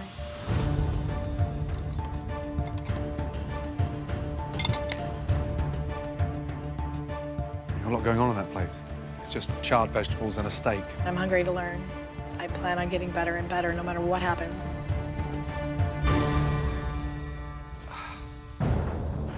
You know, the vegetables stand out, yet that's not the hero. The hero for me should be the New York strip. For me, it's a no. Graham. I get your point. I know what you're saying. But the grilling and the caramelization of the cauliflower, there's focus. Those things scream out to me. I'm going to be a yes. Jeff. I can do this. Give me this opportunity. I will not let you down. Give me that shot, Joe, please. I can't reward ambition, so no. Thank you, Stacey. I think that's a bad call. They're It doesn't blanched, they're work. seasoned, there's acidity. It doesn't work.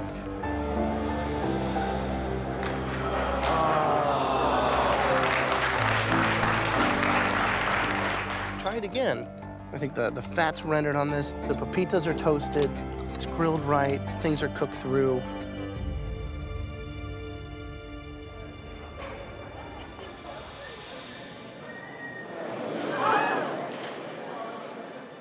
For the first time ever, I retasted it. I'm changing my mind. Here it comes.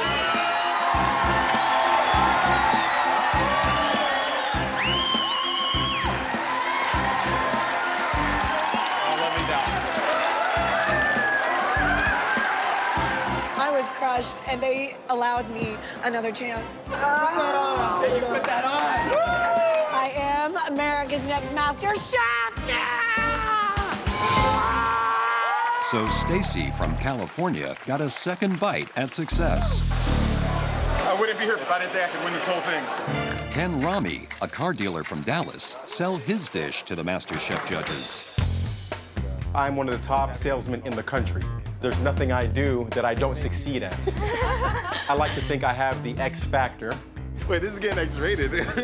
I'll be honest, I got great personality, I got charisma. I think I'm an excellent cook. I'm pretty sure I'm getting that apron. I'm ready to go, let's do it. How's it going? How are you? I'm doing well. First name is? Rami. You got 5 minutes. Alrighty. What are you making, Rami? I'm making scallops Florentine over a roasted red pepper and sweet potato puree. Where are you from? I'm from Dallas, Texas. So are you like Mr. Popular in Dallas? Well, I'm in around town with a lot of ladies, if you want me to be honest. Ladies man. How are the scallops coming? Good? I think that you guys would be impressed. How much you pay for that dish in the restaurant? For that, I'd pay $25. Wow. $25? You gotta taste it before you judge. I'll go try it. Good luck.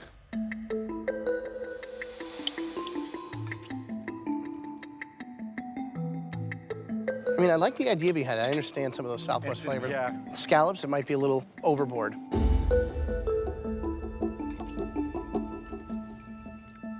You think this will get you an apron? Yes, sir.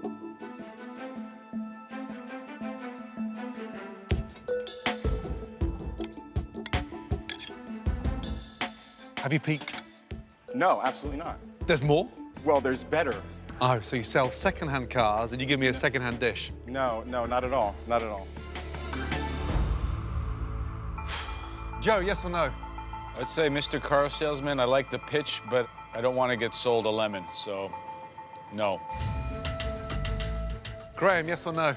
I think that there's a lot of passion, so I'm going to be yes. You started off by selling us that dish at $25. It was my mistake. Rami.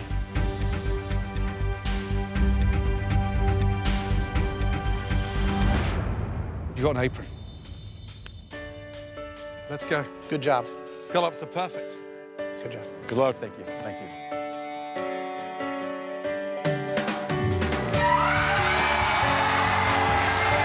I want everybody out there to know that I'm bringing my A game. I am the next Master Chef.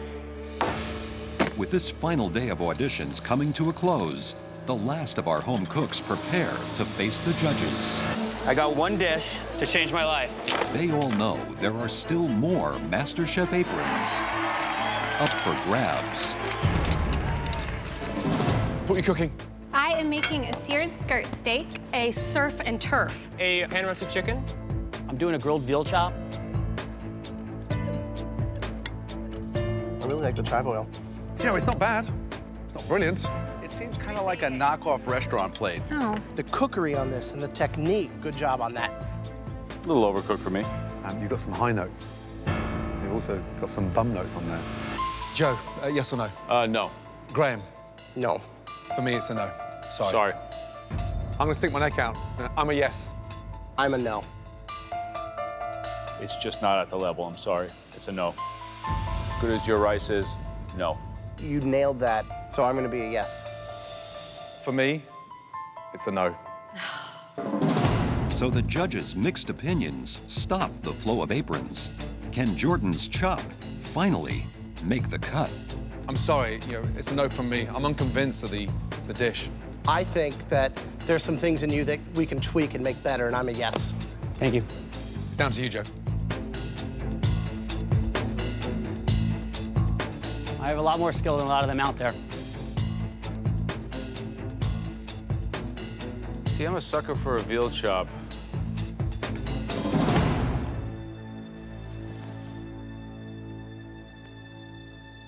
I think it's a no. Thanks.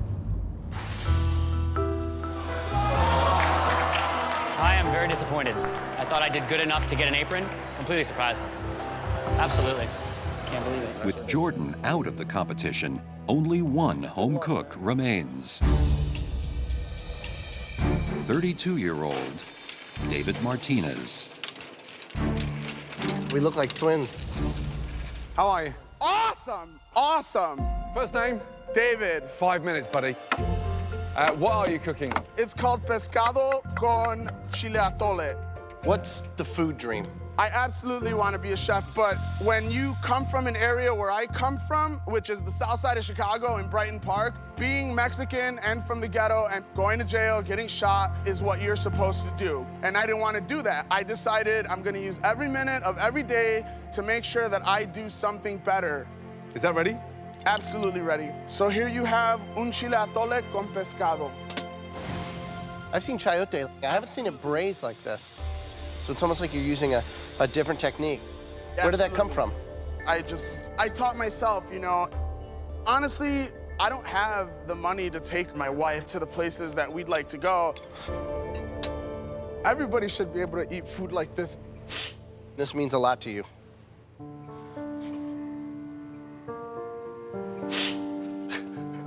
People say leaves don't grow in the ghetto, man. Well, guess what? I'm a leaf and I grew in the ghetto and everybody else can do it too, man. Absolutely. Thanks, David. Thank you, sir.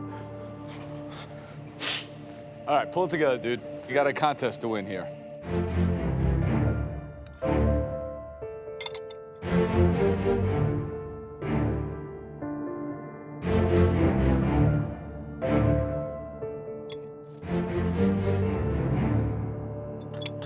Bowl's a little bit awkward because everything's slopping around in that. You need a plate to eat that out of.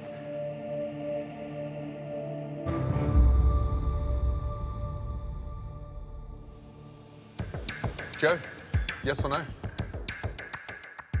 I think that what you put in that dish is, it's rich and soulful.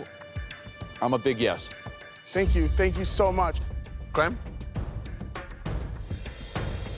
I think that you've made our hometown proud.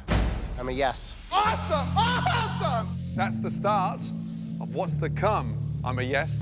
Congratulations. Awesome. Come and get it. Oh my God, dude. It's an XX XXL. Thank you so much, brother. Thank you, thank you, thank you. No crying. Oh my God, thank you! Slow down! You little rhinoceros!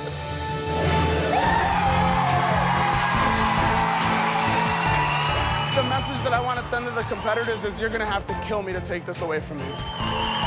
America, you're looking at the next MasterChef. So David is the final home cook to win an apron. He now joins all the other contenders trying to move on in the competition. I've never had a moment like this in my life. It's the best moment ever. This is the first step to me allowing my dreams to develop right before my eyes. I am Director of Sales and Marketing. I'm a stay-at-home mom. I'm an opera singer. I'm a graduate student. I'm a stockbroker. I am a food runner. I'm a carpenter. I'm an account executive. I'm a radio DJ. I'm a student. It is definitely a dream come true. This apron means more than life. It means just everything. The most exciting thing I've ever done in my life. Yeehaw! I'm the guy. I'm gonna win this thing, and I'm gonna take it home. Congratulations. Oh my God. Right now, it's all about determination and will. My motivation as a little 2-year-old boy is gonna be a street fight, and I'm ready. 36 home cooks have been awarded aprons. But now they must fight their way into the MasterChef kitchen, where the ultimate battle awaits. Congratulations, you are the top 36. Well done. Each of you have got a 1 in 36 chance at $250,000. Your very own cookbook. And most importantly, the MasterChef trophy. Now, listen. After this next challenge, we're taking at least half of those aprons back. I'm getting a little bit nervous, but I'm still pretty confident that my apron's gonna stay on me. This apron's on the line today, and I don't plan on letting it go anywhere because I know that aprons don't grow on trees. Are you all ready? Yes! Follow us. Let's go. Gordon's told us to follow him into the room, and my mind is just spinning like a roller coaster with no brakes. Nobody knows how good anybody is. So naturally, I'm going, you know, compete and I'm going to win.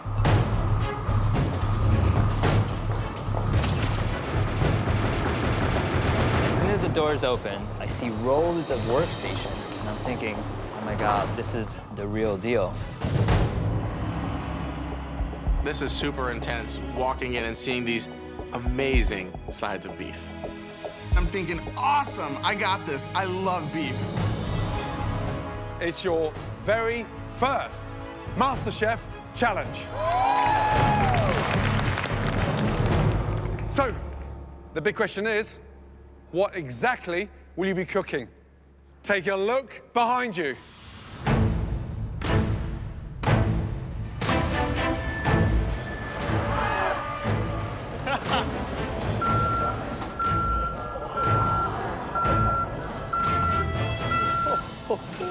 I hear the beeping around me. I'm blind, and I can tell everyone's oohing and awing, and I'm thinking, I have no idea what's going on. I'm just trying to take in the sounds and stuff. All of a sudden, there's this big, crazy-looking robot machine. I'm thinking, oh my God, this is insane. The beef you'll be cooking today is ground beef. Ground beef is incredibly versatile, and that's why it's part of almost every country's cuisine.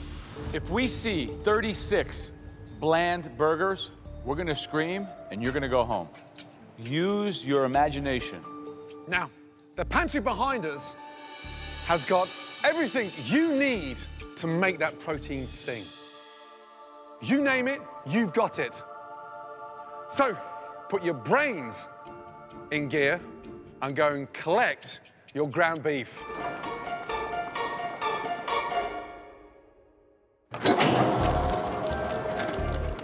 So we're walking up this big giant machine, and we had this big bowl, and they had these big levers, and they're getting ready to pull this sludge down, and all I kept thinking is like Pink Floyd, The Wall. Come on, gentlemen. This dish has to be perfect. Half of us are going home. That's a ton. Like, just gone. Can't be me. So the heat is on. The possibilities are limitless. But your time is not. You've all got just 60 minutes to take your 2 pounds of ground beef and turn that into one stunning entree. Throughout your 60 minutes, we'll be watching you, sampling your seasonings and tasting your sauces. Make sure the ground beef is the hero of that dish. Good luck, all of you. Your 60 minutes starts from now. So the judges yelled go, and I am running for my life. Does anybody see stock and broth? This competition can be won or lost in this first 5 minutes. This is where you set the ground rules down, right? Yeah, the minute they saw the ground beef, they should have had in their head what they're gonna do. Instantly. The game is being played in the pantry. Right now. Sorry. I'm gonna use my height, my athleticism. I'm gonna run through the pantry, grab everything I need. Hopefully nobody gets in my way, because I hate to step on any of the shorter competitors, but that's just the way it rolls.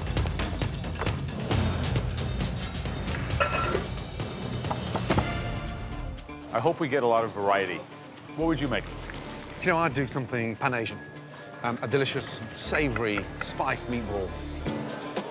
I'd do a Salisbury steak, but I would fold in a bunch of roasted mushrooms to help bind it. I think that what you really get to see is the intelligence of the cook play itself. How do you distinguish yourself with technique and strategy? Get creative. Focus. I'm already behind. Wouldn't you know it? I'm making a beef roll with a romesco sauce and potatoes douches. I absolutely have to put out the best that I have in me right now because there are some amazing cooks here. I haven't paid attention to anybody around me. It sounds like everybody's doing something creative and fun, and hopefully mine will be better than all theirs. Did I set the olive oil somewhere right here? Cindy? This is Cindy. She's my guide and my aide. She's pretty much my eyes. I just tell her which ingredients to get, and then that's what she gets for me. She doesn't cut for me, she doesn't taste my food or anything like that. I'm trying to make a Thai basil beef dish. It's like a good comfort food dish. It's tasty and it's simple. Come on, get creative. Okay, AJ, what are you cooking? Orchietti with broccoli rabe, miniature meatballs with fennel, and use the sausage to make the sauce. What's your wife cooking? She wouldn't tell me. She wouldn't tell you? She wouldn't tell me. Anna, what are you doing? Tarragon beef stuffed onion. What are you doing, like a papillard, a roll, a ball? How are you doing it? I blanched the onion in the beef stock and white wine, and then I Flavor. stuffed it with tarragon, orange zest, a little orange for the acidity. Good. Have you told your husband what you're doing? No. She says it's all out war. Has he told you what you're doing? I'm not even thinking about it right now. I don't know what he's doing. He's on his own. Okay, good luck. Thank you. Hey, David. Gentlemen, how are you? Good, David. What are you making? I am going to make a faux marrow. I've cored out a potato, and then I'm gonna use that as a vessel for the meat. Who here is scaring you? Josh is a pretty strong competitor. I think Tally's a pretty strong competitor. You keeping your apron, you're gonna give it back to us? No, I absolutely feel that I'm keeping my apron. Let's go.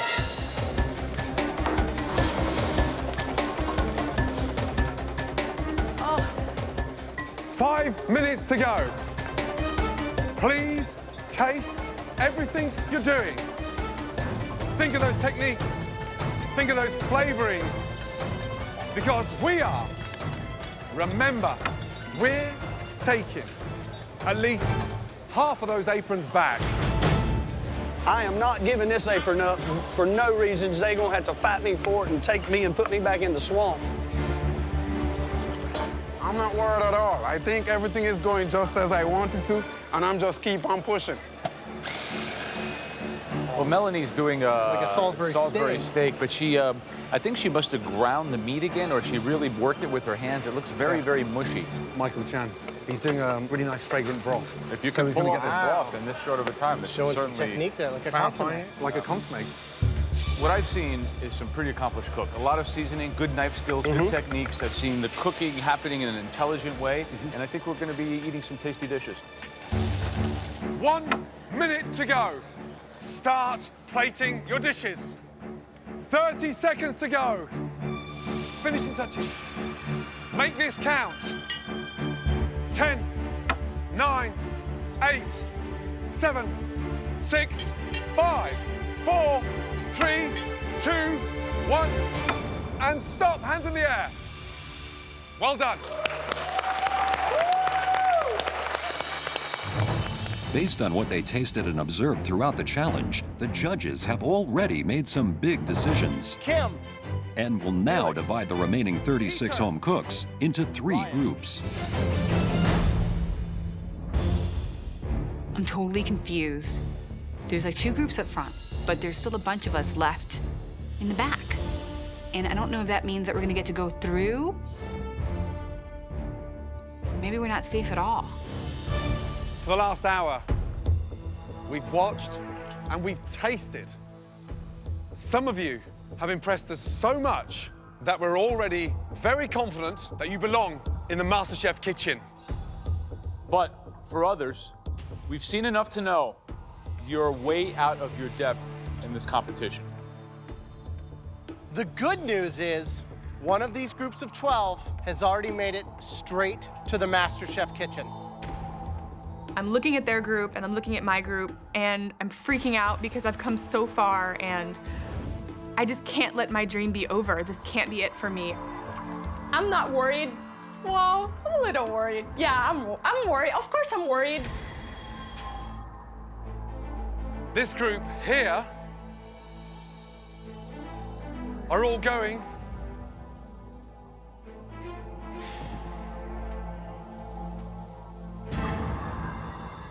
straight to the MasterChef kitchen. This is my dream coming true. Happy dance, happy dance. Congratulations.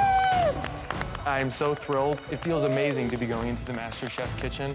People aren't gonna be able to live with me now because I'm gonna have such a big ego. Well done. This 12, unfortunately, not good enough. Please take your aprons off. You're all going home. I am disappointed. but the restaurant Jermaine's will be open, and I will definitely send an invite out to Gordon Ramsay. With 12 home cooks through and 12 sent home, all that is left is for the final group to discover their fate. Okay, you guys, we just weren't sure about you, which is why we are going to take a closer look at your dishes. Bring your dishes down to the front. I get called down as part of this last group, and honestly, it must mean that my dish is so I'm pretty worried this sucks. Can the following 4 people step forward together? David Mack, Anna, AJ, Tanya. I'm standing before the judges. Palms are sweaty, knees weak. There's no way I'm letting them send me home tonight. First dish, please, David Mack. What's it called? A reconstructed Italian beef taco.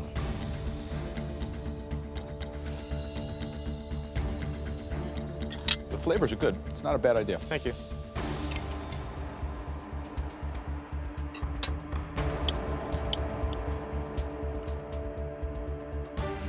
I think with the time you had on your hands, you could have done something a little bit more exciting. Anna. Tarragon beef stuffed onion with golden raisins and toasted walnuts and a horseradish creme.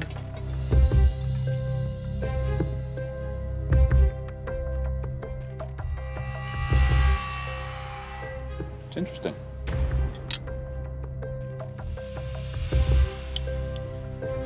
Nice flavor. It does work, but I want more color. I see. The inside has to look as delicious as the outside. I understand. Thank you. AJ. This is orchietti pasta with broccoli rabe and fennel meatballs. There's a nice little spice. I think adding that sausage was a good idea. I think you did a good job. Thank you. Did you taste your wife's dish? I did not. Nervous? I am. You should be.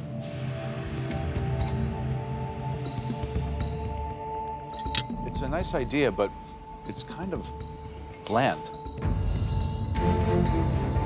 At this point, I'm thinking we're both going home. Next up, Tanya. My interpretation of a Persian kebab that I paired with a red onion pickle salad, fried eggplant, and a roasted garlic yogurt dressing. Can you step outside Persian? Most definitely. It's bold. It's very you. Can you step out that comfort zone?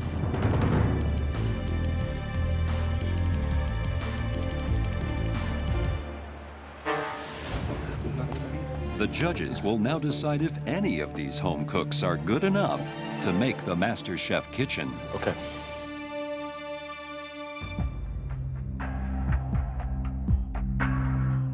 David and Tanya. Step forward, please. Okay, you two. Your journey is about to continue because you're both going to the MasterChef kitchen. Good job. Okay, Mr. and Mrs. Rossi. 2 things are clear to me. That you both love each other and that you both love food. I will invite you to say goodbye to each other right now because there is a separation about to happen. No matter what happens, knowing I'm going to be saying goodbye to my wife is very emotional.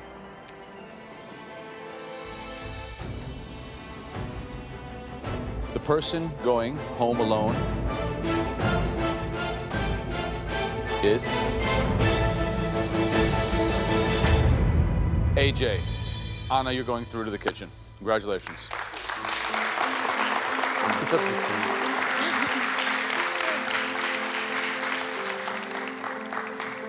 It's bittersweet. I'm going home, and my wife is staying behind. I am determined to kick some butt in this competition for the both of us and win that trophy. That is my goal.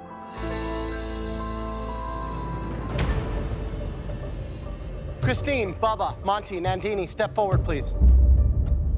The first dish that we're gonna taste is Christine's. Thank you. Straight down, easy. Down here? Yes, ma'am. Right here? Okay. Thank you.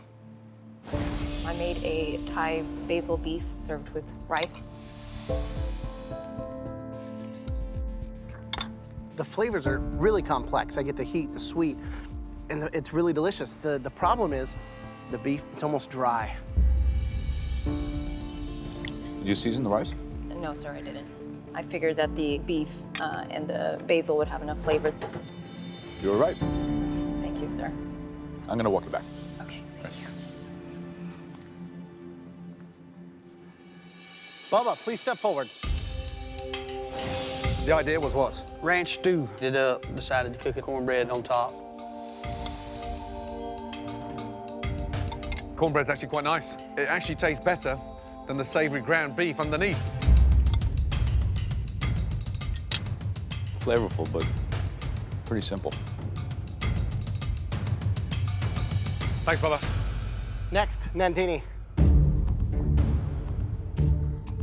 I made ground beef with fresh spinach, cilantro, and mint with Israeli couscous, peanuts, and potatoes. Everything's cooked properly, but it doesn't scream out and explode with flavor. It's almost one-dimensional. You've actually got quite a nice depth of flavor in there. It's nice. But it's very rare you serve the couscous and potato because it's starched as either one or the other. Thank you. Thank you. Next up, Monty. I am absolutely beyond belief nervous. I just don't want them to vomit. What is it? It's a beef roll. I have currants in there. I have cumin, paprika, goat cheese, and then I wrapped it up in a pastry dough. The beef is delicious. Thank you.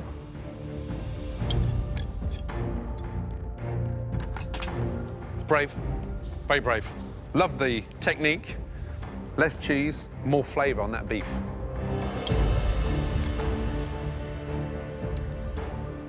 You gonna keep that apron? I want to. Back in line, Monty. Thank you.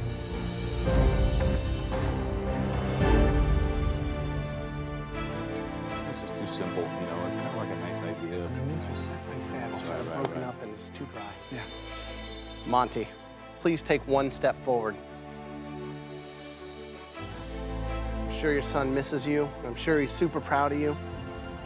No matter what happens, promise me that you're going to continue your journey with food. Yes, sir.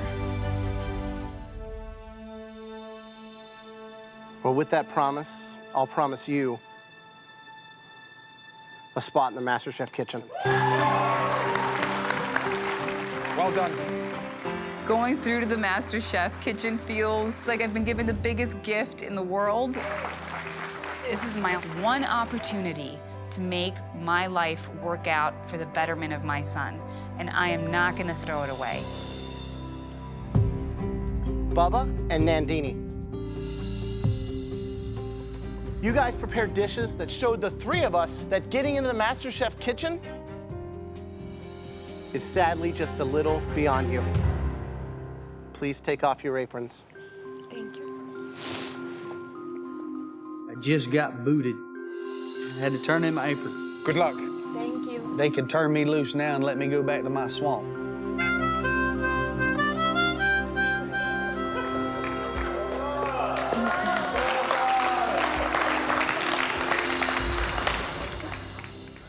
Christine, Yes, chef.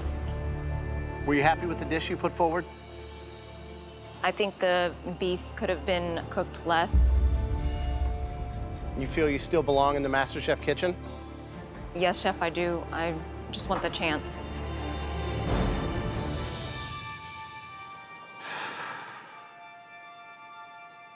You're going to the MasterChef kitchen.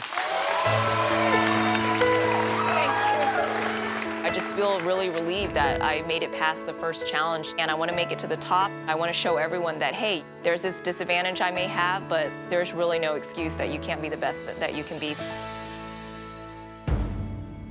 All four of you, step forward Courtney, first up, let's go. The dish is a... It is spaghetti bolognese. Brave move. Attempting to make a bolognese in under 60 minutes. The pasta's done nice, but the actual bolognese, the sauce, it's very sweet. Rami, let's go, please. I just call it a great beef patty. The side of cucumber yogurt and some pickled vegetables. Vegetables pickled beautifully, yet you look at the beef and it's slightly grey and sort of gone off colour.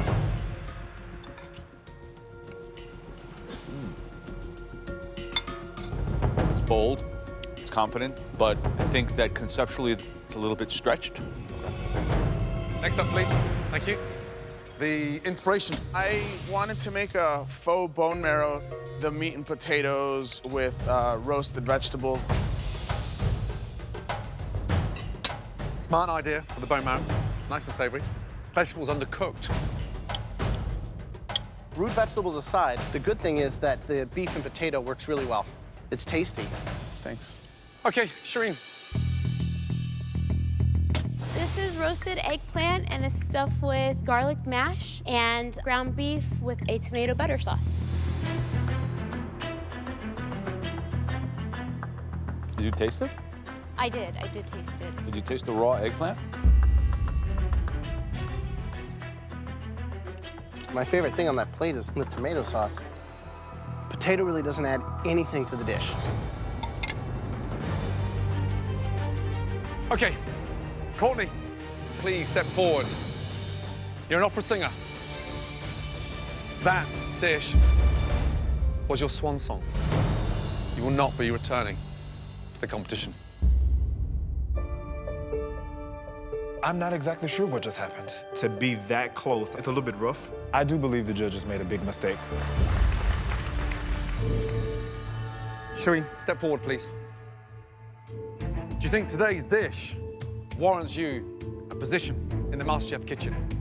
I believe the dish shows my potential. You do. Unfortunately, we don't. Please take your apron off and leave MasterChef. Thank you, guys. Thank you. Good luck, guys.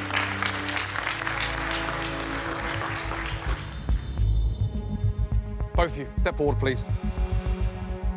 We've seen a ton of potential in both of you, but only one of you is going through to the MasterChef kitchen. Rami, you think you're a better cook than David? I wouldn't be here if I didn't think I was. David, you think you're a better cook than Rami? Yeah, I do think I'm a better cook than Rami. David.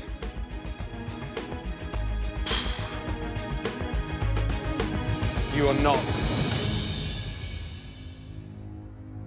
going back to Southside Chicago. You're joining them.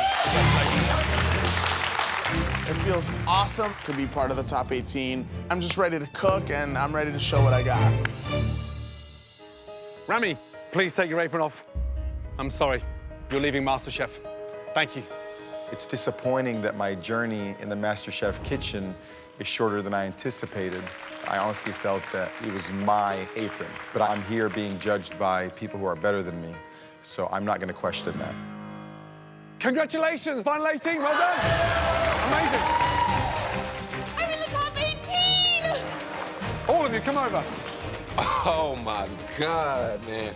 Top 18, competed against thousands, down to 18, and I'm in it to win it. After tasting literally thousands and thousands of dishes from all across America, we are here. One of you is the next MasterChef.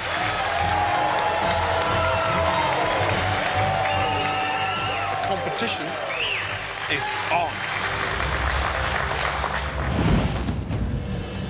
Tomorrow night on MasterChef, the top 18 take their places in the MasterChef kitchen. This kitchen is your culinary theater of dreams. The competition rapidly heats up. Fire! Fire! Stand back, just stand back. Battle lines are drawn. The duck was better executed by me. That was a bitch move. And a surprising twist turns the competition around. What the heck is gonna happen now? One potato, two potato. This is the MasterChef kitchen, where for one home cook, dreams will become a reality. After searching across the entire country for America's finest home cooks, we've narrowed it down to 18. I'm a food photographer. I'm a graduate student. I'm a stockbroker. This is the opportunity of a lifetime for me. But to earn the title of MasterChef, they must impress 3 of the biggest names in the culinary world. Joe Bastianich. The hallmarks of a master chef are elegance, sophistication, and finesse. Graham Elliott. To me, a master chef is constantly innovating. And Gordon Ramsay. A true master chef was perfection on every plate. Tonight, the competition officially begins. We're looking for one stunning dish. And with that comes twists. What the heck is gonna happen now? Turns. Fire! Fire! And tears. The search for America's next master chef begins now.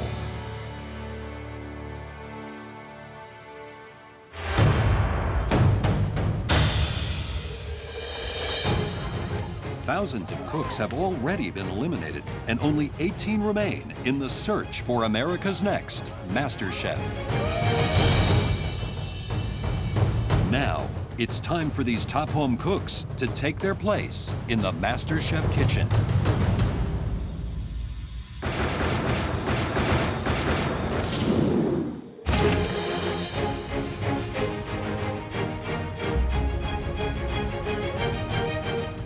Walking into the MasterChef kitchen for the first time is incredible. It's such a beautiful kitchen.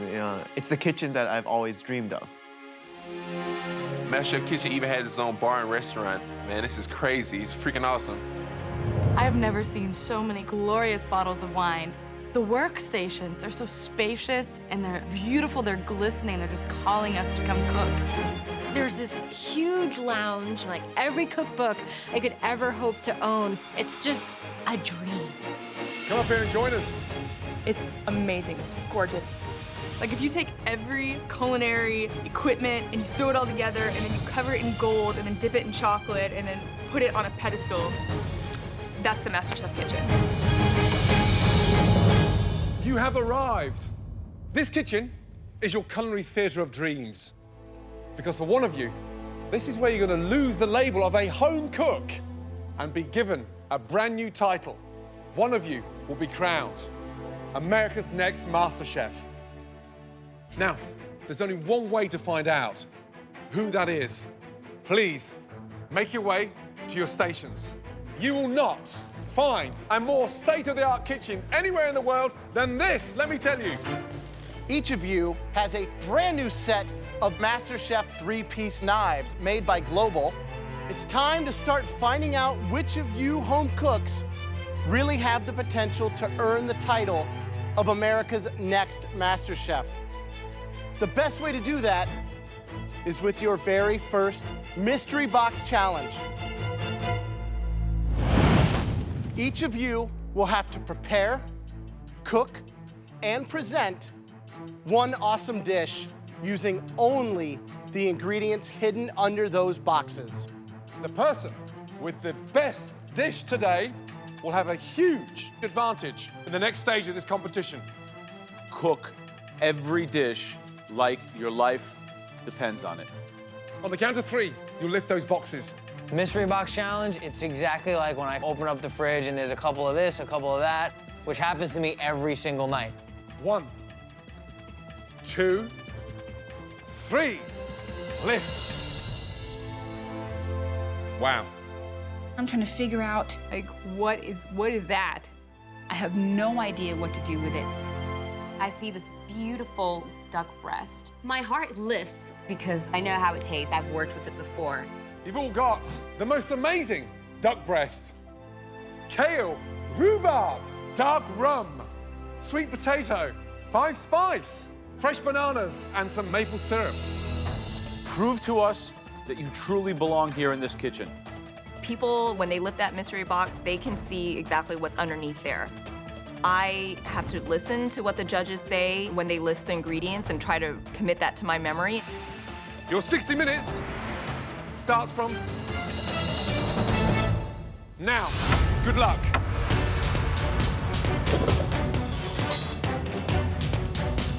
very, very exciting challenge. Absolutely. So many possibilities. I think at this point, with so many contestants, it's really about strategy, right? Yep. I think the banana is the devil in the box. It's really the only thing that you couldn't put with the duck breast. I'll tell you what I want to keep, okay? So, Christine has an aid, but under no circumstances can her aid interfere with the dish. I want to keep the kale. I want to keep the sweet potato. I want to keep the duck. I think she's at a bit of a disadvantage till they learn how to work together. With the 18 now, this is your first chance to really scare and intimidate people, too, and be like, this is what I'm all about. What would you do? I would start off by rendering that duck fat off the duck breast. I'd blanch the kale and then sweat that off in the duck fat, bake the sweet potato, and do a really nice caramelized rhubarb with aged basmati vinegar sauce. I am gonna pan-sear a duck breast with sweet potato puree and sautéed kale in the duck fat. But the fact that there's no elimination on the end of this does help me feel a little more relaxed. Take full advantage of your 60 minutes. One stunning dish. At first, I saw that duck breast and it was stunning, and I was really excited. But then I started thinking that I have a great dish for that I kind of want to hold on to and bring that out later in the competition. So I'm thinking right now, I just do what I know I can handle, which is a rhubarb little tartlet. It's kind of like a crostata. I'm confident because there's a few people who I think might be a little wet behind the ears, who might be trying to put too much on their plate. Yes, sir. Scott, what are you cooking? A profiterole. What? A larger profiterole with yams and a little bit of duck in there. This is like a serious competition. I'm being very serious about this. That duck profiterole doesn't sound serious to me. Right, Samantha, what are you doing? A 5-spice pan-seared duck breast over sweet potato rhubarb puree. Sweet potato, rhubarb, they go together? I think so. Have you tasted before? No, but I know what they taste like individually, so. Well, don't we all? Good luck. Come on, get creative. Cold pan, cold pan. Felix, what's going on? Are you going to try to pan roast this and get the fat rendered? Yeah. It works better when the pan's on. You might run out of time.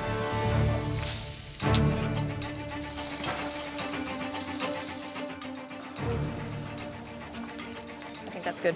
Interesting. Yeah, definitely. Very interesting indeed. Becky, I mean, she's going for desserts, the rhubarb tart. So look, working on both hands at the same time. Yeah. I love the way she's multitasking. Absolutely. I'm really concerned about Samantha.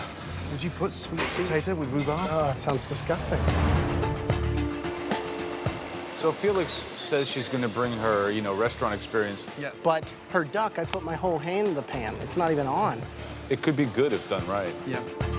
So Scott, I don't know what zone he's going into. He's doing a profiterole with sweet potato and duck breast. Profiteroles are a dessert, and they remain a dessert, and they shouldn't be tampered with. Absolutely. Now, you should be working on your finesse and making sure everything you put on the plate has a reason. Okay, 5 minutes left, guys. 5 minutes. Right, Tali, how you feeling? Fire. Fire. You got a fire. Stand back. Just stand back. So it does. I got it. I got it. I yell fire, and Chef Ramsay comes over so valiantly. Yeah, no, I just burnt my hand when I had the cloth there. It's fine. Like a knight in shining armor. Everything's fine. Yeah? Yeah. Okay, good. Brilliant. Very brave. Thank you. Okay. You set the place on fire. What? No, it's not funny. You're right, you're right. Trust me, you've got your neck in a noose. Be careful.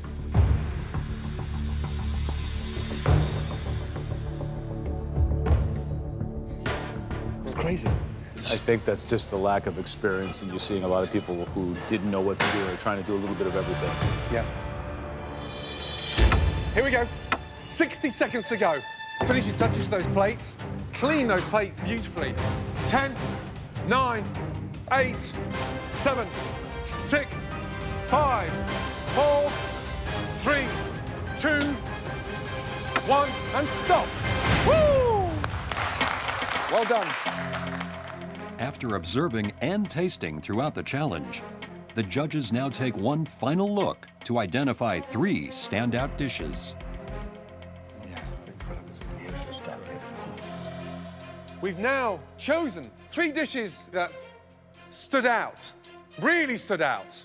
The first person we'd like to invite down is... You know that you want to call my name. Please, please call my name. Ryan, let's go. I'm really not surprised that my plate is one of the top dishes. These other cooks are gonna have to step up their game if they're gonna wanna compete with me. The next person we'd like to invite down is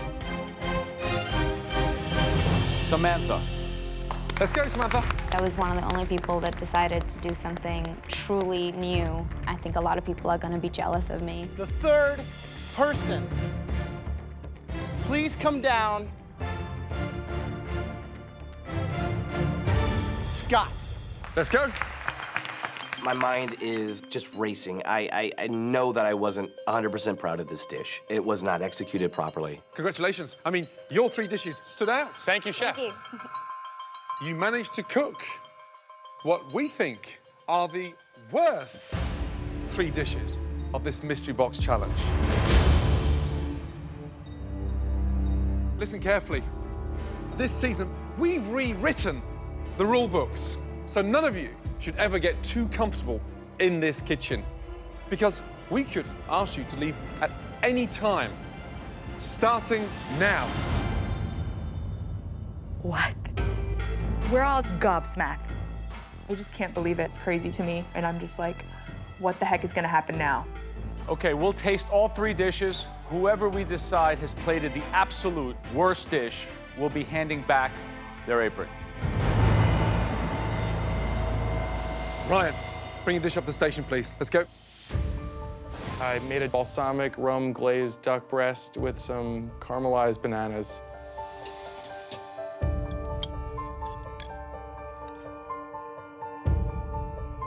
You proud of this? It's rendered to the point of being dry. Yeah, you may have some crisp on the skin, but bananas? I mean, it's like, is this a joke? It looks like you plated it and then stepped on it. Sadly, the cook on the banana is better than the cook on the duck. Bananas You're right. with duck. You've gone bananas. That's what's happened. You've gone bananas.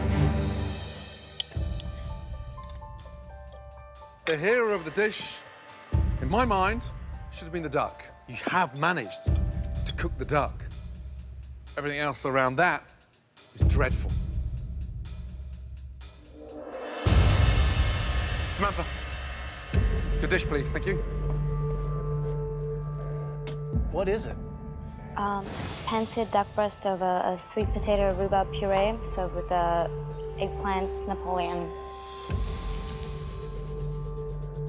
You know that that's not cooked, right? I do, sir. And we put it on a plate. Raw duck and like the leaning tower of dryness. This is not what we're looking for.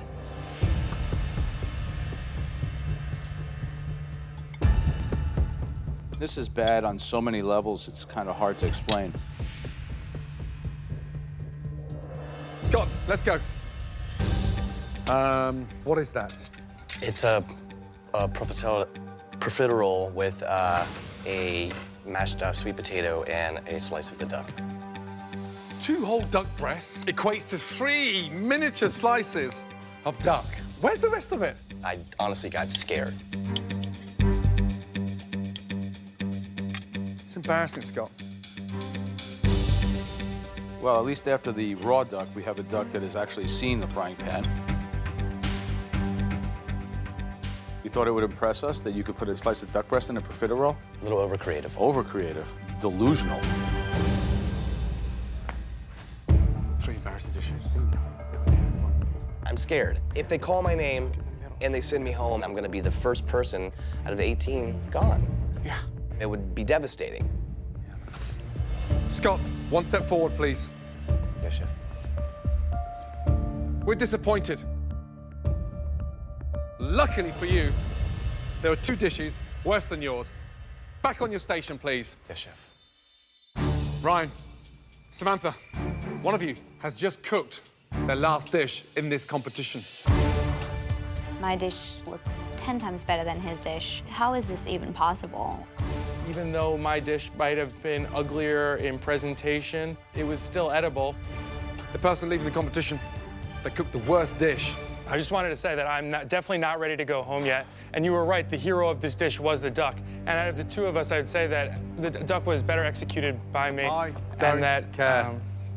And you guys can't eat raw duck. No begging. You're in this competition, competing, not judging. Let's get that right. Have some respect for your fellow contestants. The person leaving the competition that cooked the worst dish in our first mystery box challenge belongs to Samantha. Please take your apron off and place it on your station. You're leaving the competition. I'm definitely sad to leave the MasterChef kitchen this early. I didn't think my dish was the star of the challenge, but I didn't think it was the loser of the challenge. It was definitely a learning process. It is giving me more zeal for my passion, and it's not going to stop me. I don't mean to be a hater, but man, come on. Ryan, for him to throw Samantha under the bus like that was a bitch move. Ryan, back on your station. You can never feel safe here, and I think that that's exactly what they were trying to tell us. So you better be bringing your A game every single day. Winning every challenge, every pressure test results to so many advantages in this competition. And today, the glory does belong to somebody because their dish stood out above their competition. That dish belongs to Felix. Congratulations. Great job. Bring your dish down, please, darling. It's a huge validation. This is definitely one of the proudest moments that I've had in my life. Come and stand over here. I'm trying to just be humble and, like, you know, keep my composure, but I don't think that Felix deserved to win. Which sucks. I'm so bummed. Great job. Really good job indeed. I did a Chinese 5-spice seared duck breast, and I did a sauce for it, and eggplant and sweet potato chips. Phenomenal execution. Nice. The sauce and everything on the plate really worked. We recognize it immediately as being restaurant quality, and the flavor is fantastic. Thank you so much. Felix is now a front runner. Competition is on. So, Felix, for winning today's Mystery Box Challenge, you're coming with us to find out your huge advantage in the next challenge. Let's go. Well done. As the winner of the Mystery Box Challenge, Felix is now the first home cook to enter the MasterChef pantry. Here, Felix is in control of the first elimination test. Each elimination test will see at least one person leave the competition. I'm surrounded by the most amazing fresh produce. It was the most beautiful pantry I had ever seen in my life. Felix now gets to choose the style of food or the dish that everyone must cook. However, the one thing she cannot control is the theme of the challenge. That is in the hands of the judges. Today, you'll be cooking one of our 3 most intimidating dishes. I'm down. Even though I was practically raised on it, it's a dish that intimidates me because it's so difficult to execute. And it's a dish that takes me back to my grandmother's kitchen and my mother's kitchen. It is Italian risotto. And risotto refers not only to rice, but the technique involved in making it. Because as opposed to steaming it or boiling it, we saute it. There is one dish that always gives me the chills, because you can't hide behind adding different little touches and ingredients and garnishes. Classic New England clam chowder. 5 ingredients: potatoes, cream, onion, pork, clams. All of those things, at the end of the day, they sound easy, and that's what makes it a hard dish. To me, the most intimidating dish is the one I'm well known for. It's like a work of art. You seriously have to follow every step religiously. Any idea? Your notorious beef Wellington? It's exactly that. It scares the hell out of me. It's so intimidating, it takes years of practice. Felix, out of Joe, Graham, and my dish, what dish are you going to choose? I choose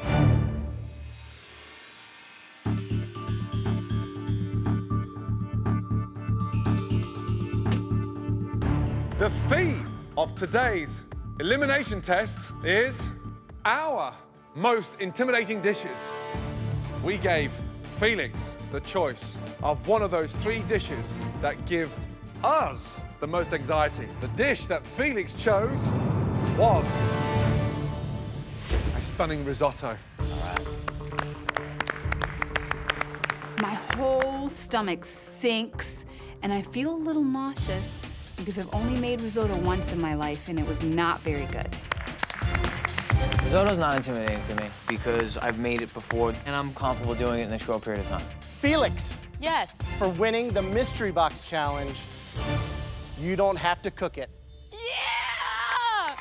You're safe.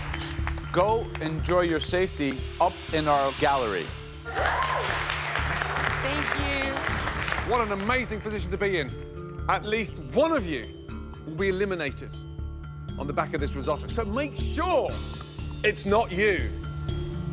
All of you have got 45 minutes to make a stunning risotto. Your 45 minutes starts from now. Off you go. As Felix enjoys the safety of the MasterChef lounge, the remaining home cooks must now choose the necessary ingredients to make one stunning risotto dish. Butter. I need butter. At the end of the challenge, at least one more person will be sent home. Is there butter in here? My eyes lit up. There was molecular powders, xanthan gum, tapioca maltodextrin, sodium alginate. Pretty much everything you need to make awesome risotto. Risotto, it doesn't have to be fancy. You can't really use cayenne and a blast of this or a blast of that, you know, to really mask some of the subtle errors that you might be making. Some kind of shellfish, either clams or scallops or mussels or shrimp. Everyone else can see what's in the pantry. I can only really cook with ingredients I know about. Innovation is going to be a big challenge for me. Wow, some half-full baskets, some full baskets. If you were out there right now, what kind of risotto would you be doing? Something super simple, one ingredient. You have to season all the way through. You have to season the onions when they go in. You have to toast the rice, add the wine, burn the alcohol out, more salt, make sure your stock is seasoned. I mean, there's a lot of balance here. You cannot rush a risotto. Okay, Frank, how's your rice coming? So far, so good. What would your family think if you get sent home on a risotto? My dad would definitely break my balls. Dave Mack. Yes, sir. Flavor, what are you doing? I got some white wine, butter. I got the morels. I know those have a nice flavor to them. Good luck. Thank you, sir. Felix, how you feel up there? Good. Hot up here. It feels really nice to just be able to watch from above what everyone's cooking style is. It looks like Talia's never made risotto before. It looks like Dave Mack has never made risotto before, as well as Scott. He's not using a classic technique, and there's reasons why techniques are developed. I'm gonna make a poblano risotto for them today. I'm gonna add a little scallop on top and see where we go from there. Hello, Helene. What do you think? I think it's actually done. The texture is telling me that it's really close. Did you taste that rice? Yes. That taste cooked to you? Well, it's getting there. Monty. Yes, sir, chef. 1, 2, 3, 4 pans going. What are you doing? I'm gonna make risotto with green and yellow beans, white asparagus, and sun-dried tomato. Not keeping things simple. I'm gonna see how things turn out, and I'm gonna go from there. Last 15 minutes, here we go. So with 15 minutes left, we should certainly be adding the first consommes to our final risotto. The rice should be toasted, the onion should be wilted. You're starting to see the rice swell a little bit, gaining volume, working it, working it, working it. Who do you think's going to be doing something delicious? I think that Frank will do a good risotto because I think he's eaten it before. Dave Mack? He's got a pot like this where it's literally like just making us porridge. Right. I think Tali is kind of really out of his comfort zone. His technique is all. Put cranberries in there. I mean, there's certain things that never go in a bloody risotto. Cranberry's one of them. He doesn't know when to stop. He doesn't know when to stop. I mean, I'm seriously concerned. He is in hot water. Start thinking about the execution, everything. 60 seconds to go. Come on. Shake the plate. Let the risotto relax. Season. Butter in. Cheese in. You want rich lava. 10, 9, 8, 7, 6, 5, 4, 3, 2, 1, and stop. everybody. Well done. And the sad news, tonight, somebody will be leaving the MasterChef kitchen. The judges will taste each risotto dish. Then the 3 worst dishes will be singled out, and one of those home cooks will leave the competition.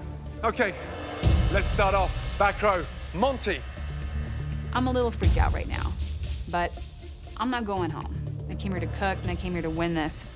This is risotto made with white wine and chicken stock with pancetta, pine nuts, sun-dried tomato, and white asparagus. It does not look like a risotto, does it? They don't look like that, ever.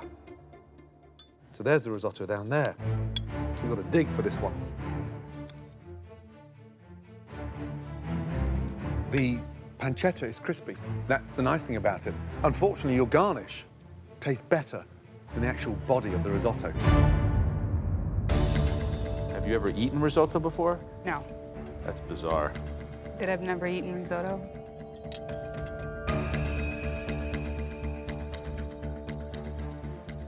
How are you holding out? Doing all right.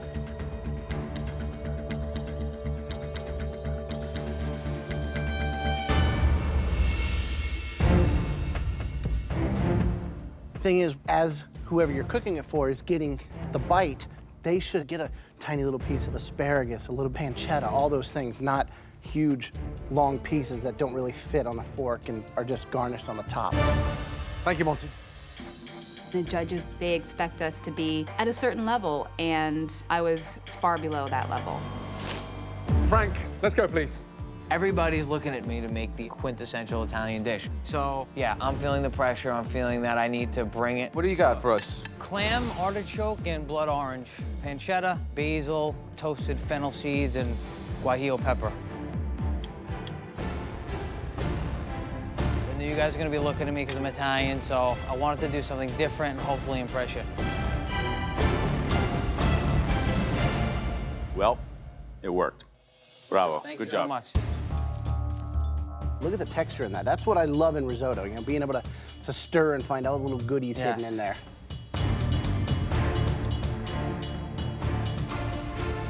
Frankie, you ain't playing around, dude.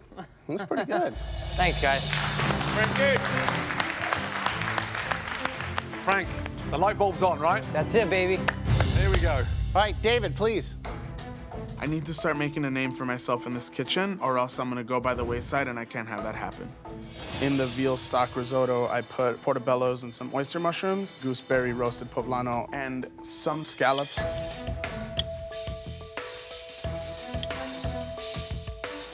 Making risotto and using veal stock at the same time is a very dangerous game. You nailed it. Thank you. Really good job.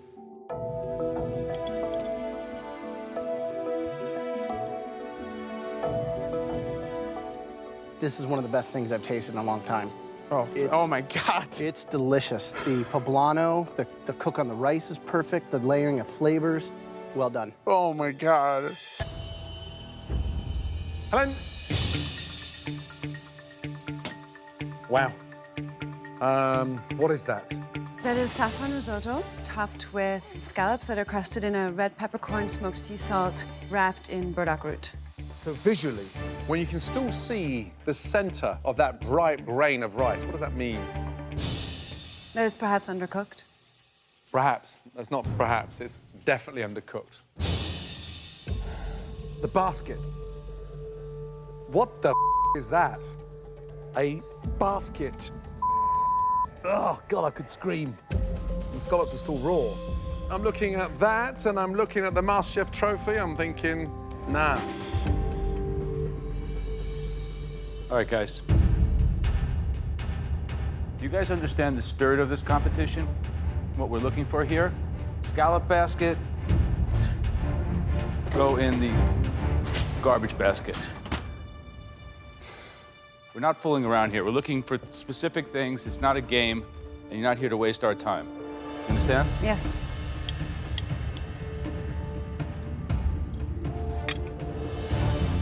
The rice is undercooked, and the scallops are a joke. They really seemed offended by these creations that I made, but at least I went to the edge of my comfort zone. I tried something new. I didn't nail it. I screwed it up. Christine, let's go, please. I sautéed some onions with scallops and chicken stock that I had infused with smashed garlic and chili peppers. You were almost frazzled by it, this dish. You have an extraordinary palate, but I think that one is subpar. Next up, Ryan. We have a portobello dried shiitake and morel mushrooms. I made a Duke salad out of the three of them so that I can incorporate the mushrooms in every bite. The consistency of the risotto itself was spot on. Good technique on the rice. Good job. Thank you very much. All right, Scott. Let's go, Scotty. Let's do this. This elimination challenge is definitely a chance for me to redeem myself with the judges. It means everything to show them that I can not only just bounce back, but actually really shine. You think this has it? Is this gonna be good? I went back to where I normally cook. I went as simple and core as I could to let the risotto speak for itself. 7 ingredients in this entire dish. The texture's nice. Thank you, Chef. Huge improvement over the last dish that we saw. A spirited effort, and welcome back to the contest.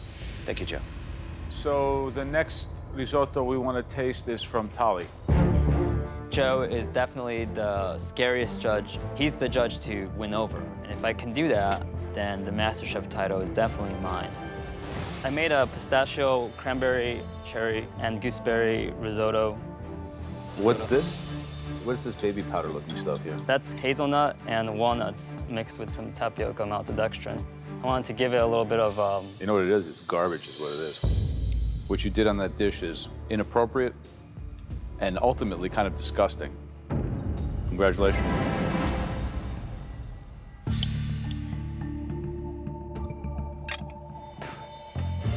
The cranberries, the nuts, the gooseberries, already just unheard of in a risotto. That is a disaster. Dan, serve as your best. Anybody. Last but not least, Dave Mack. I'm looking at my dish. The plating, everything was fantastic. My dish came out exactly how I wanted, and I feel very confident. What we have here is some morel mushrooms, some portobello mushrooms, use some veal stock, Sauvignon Blanc.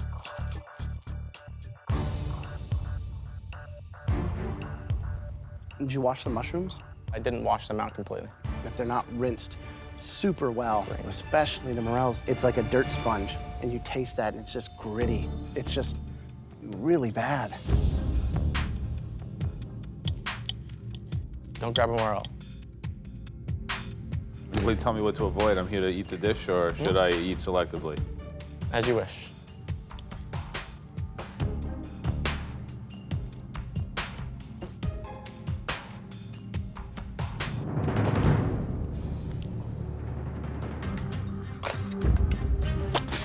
A little too sandy for me. Big mistake. Guys, some basic stuff like feeding us sand and things like that, not good. I screwed up, but I hope that they're able to see through that and still see my culinary greatness. We've tasted some fantastic risottos, and sadly, some disastrous risottos. We now need to come up with a decision. The judges must now decide which home cooks are the bottom 3. From these, one more person will be sent home tonight. Good job, Christine. Oh, thanks. Monty? It just shows the inexperience. Aline is a disaster. Aline was shocking. According to them, it was like way undercooked. You're not the worst. She is. And Tali, I mean, I don't know what Tali's up to. Dave? The sand, you know, big technical error. I didn't wash the mushrooms, and I think I started too late. Any freaking dish but risotto, man. Like, seriously. He's screwed his Tali did. I know. Ryan and Tali are the 2 people that I want to see go home. They're just total idiots. And if they don't stay on their toes, I'm going to be the one to take them out. You know what bothers me is that they liked it. Clearly, we have to take them out. Took the words right out of my mouth. I hope they send them home, dude. I'm gonna have to throw someone under the bus. Once one of them's gone, the other one's... Remember, you're the best. How you feel? Good.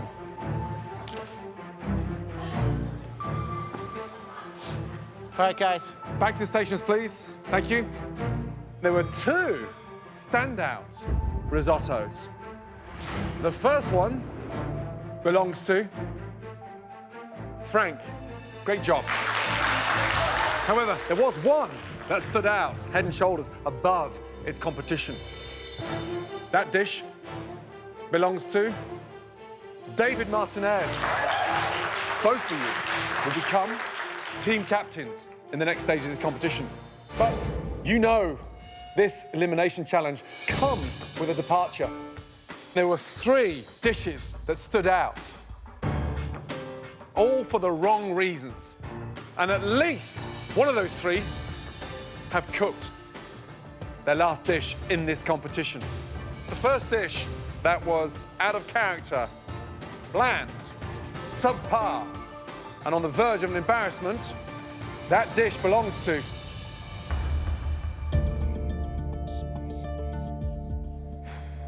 Dave Mack. Come down here, please. Please stand over there. Thank you. This next dish had very bizarre flavors and techniques. Helene.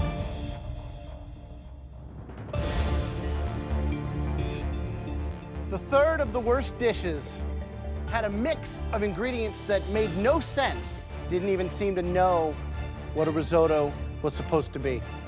That dish belongs to... I'm just trying to not lose my grip on my countertop because I know I'm gonna be in the bottom 3. I know it. belongs to Tally.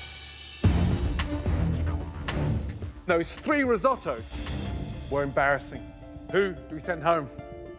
I did what the challenge asked for, you know? So I feel safe. I screwed it up. My risotto was undercooked. I'm feeling, quite frankly, scared. My food tastes great. What do the judges want? Why didn't they see it on my plate? Dave Mack, 1 step forward, please. You can't turn out undercooked rice with every mouthful just full of grit. Dave, you are not safe. Stay there, please. Helene, your dish was really bad. We were bitterly disappointed, but it wasn't one of the worst 2. Back to your station, please. Thank you. Thank you. Tali, you're not safe either. Your dish was confused, bizarre. It's almost like you're trying to outsmart your competition. You can bamboozle every amateur behind you, but you cannot bamboozle us 3, let me tell you. Sorry, chef, I just didn't, this is my first time cooking a risotto. Tali, stay there. Based on that risotto, the person leaving is Dave Mack. Your time is done in this competition. Please put your apron on your station and leave the MasterChef kitchen. Thank you. Thank you, Chef.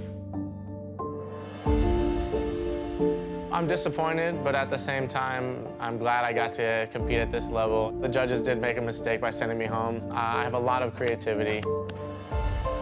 Thank you very much. What can you say? You know, hope for the best, plan for the worst. Tali, you have dodged that bullet. I'm telling you, you are flying by the seat of your pants. Back on your station. Thank you so much. Whew. That's the sigh of relief. I dodged the biggest bullet of my life, and I don't want to be in that position again. Next week on MasterChef, it's the first team challenge of the season. Yeah! And the surviving home cooks are going to war. Hit the deck! Each team will battle it out to feed America's heroes. Get a grip! and wake up! And the losers will go head-to-head in a pressure test. I can't believe this is happening. It is what Satan himself would fear. When one more MasterChef hopeful's journey comes to an end. Honestly, I think I'm gonna be going home. One potato, two potato.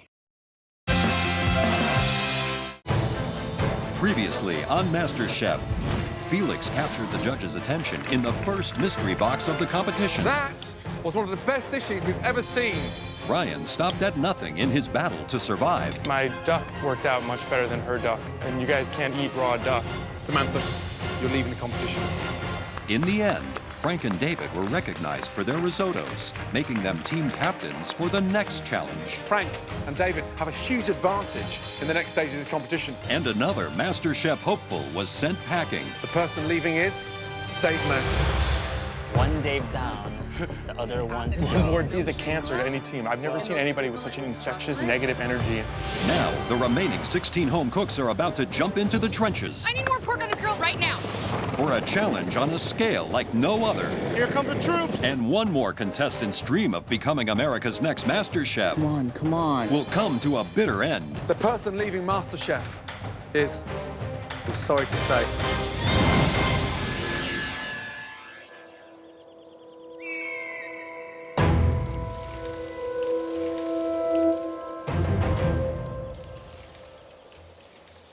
The remaining 16 home cooks are about to face their first MasterChef team challenge. What the hell's going on? Like, what's this all about? I'm just absolutely clueless at this point.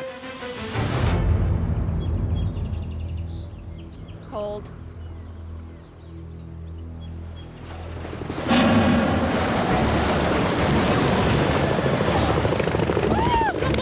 I hear the propeller noise, I feel the dust, the wind. I feel like I'm in the middle of a hurricane. It is the most intense feeling on the planet. My heart was beating so fast I thought I was gonna have a heart attack. The helicopters belong to U.S. Marines who are on training maneuvers, and our remaining 16 contestants will be cooking for them in this extraordinary challenge. Choppers land, and out of the choppers come the 3 judges. The judges look really silly, especially Joe in his suit with that hard hat on. Welcome. It's my honor to introduce you to Colonel Steve Whiter. Sir. Ladies and gentlemen, you're at one of the largest Marine Corps facilities in the country. On behalf of the United States Marine Corps, good luck today in your challenge. I can read between the lines. At this point, I know we're going to be feeding a lot of military dudes. Troops, in 2 hours from now, all of you are going to be ambushed by 201 Marines. Oh, yes. Your mission is to send them back to training with full stomachs. We have to cook for 201 Marines, okay, who have been out in the field for who knows how many days. They're gonna be mob hungry. And you won't be in a fancy kitchen. Take a look.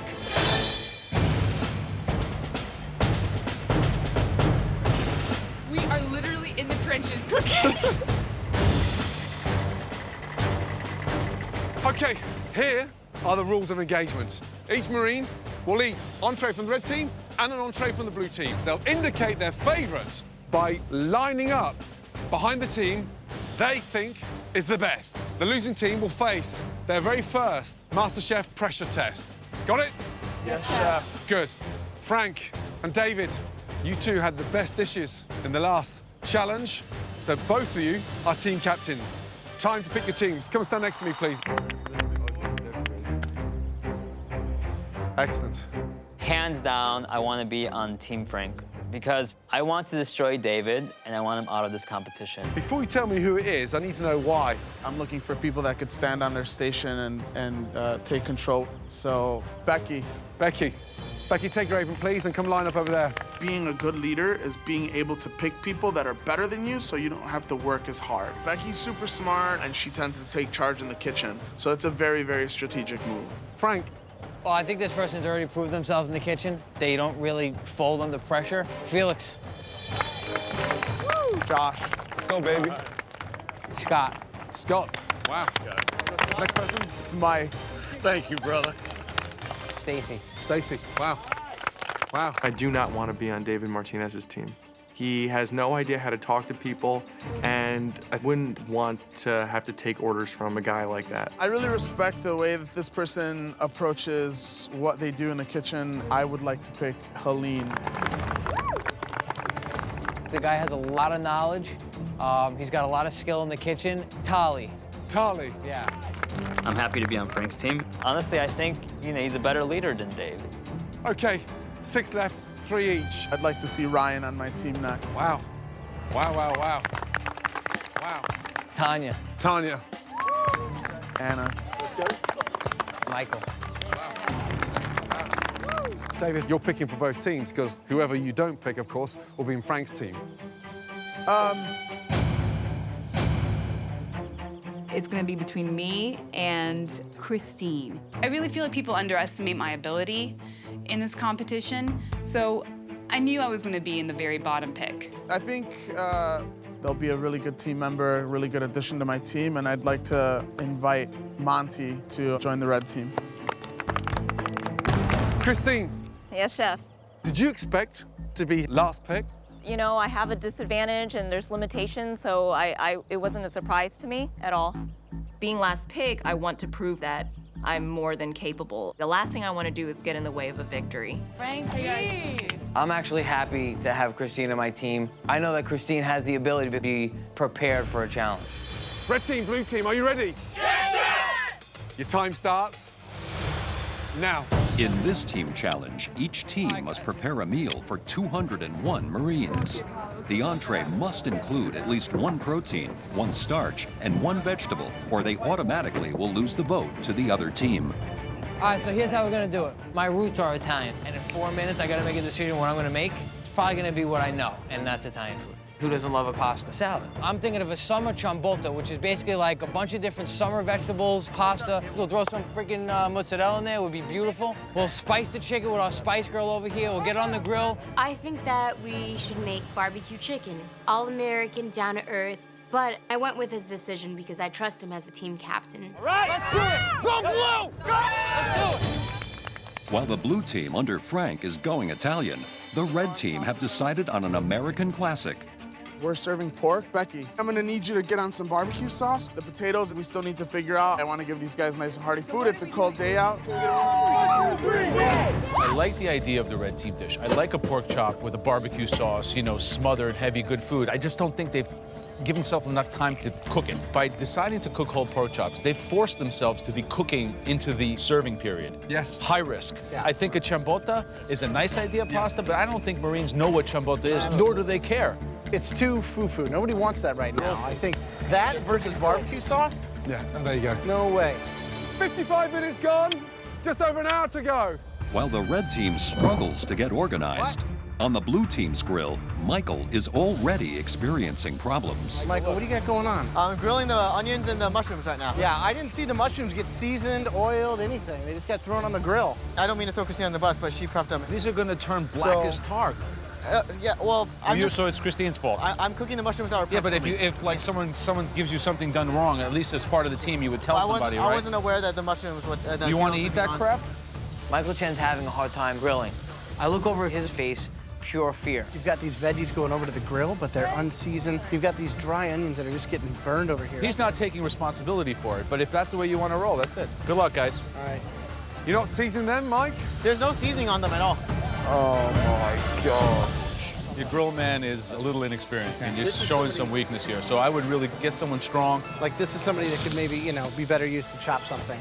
We're gonna switch this up. You're gonna start chopping this stuff up. Tally's gonna take over on the grill. Okay, Mike, just stand back here.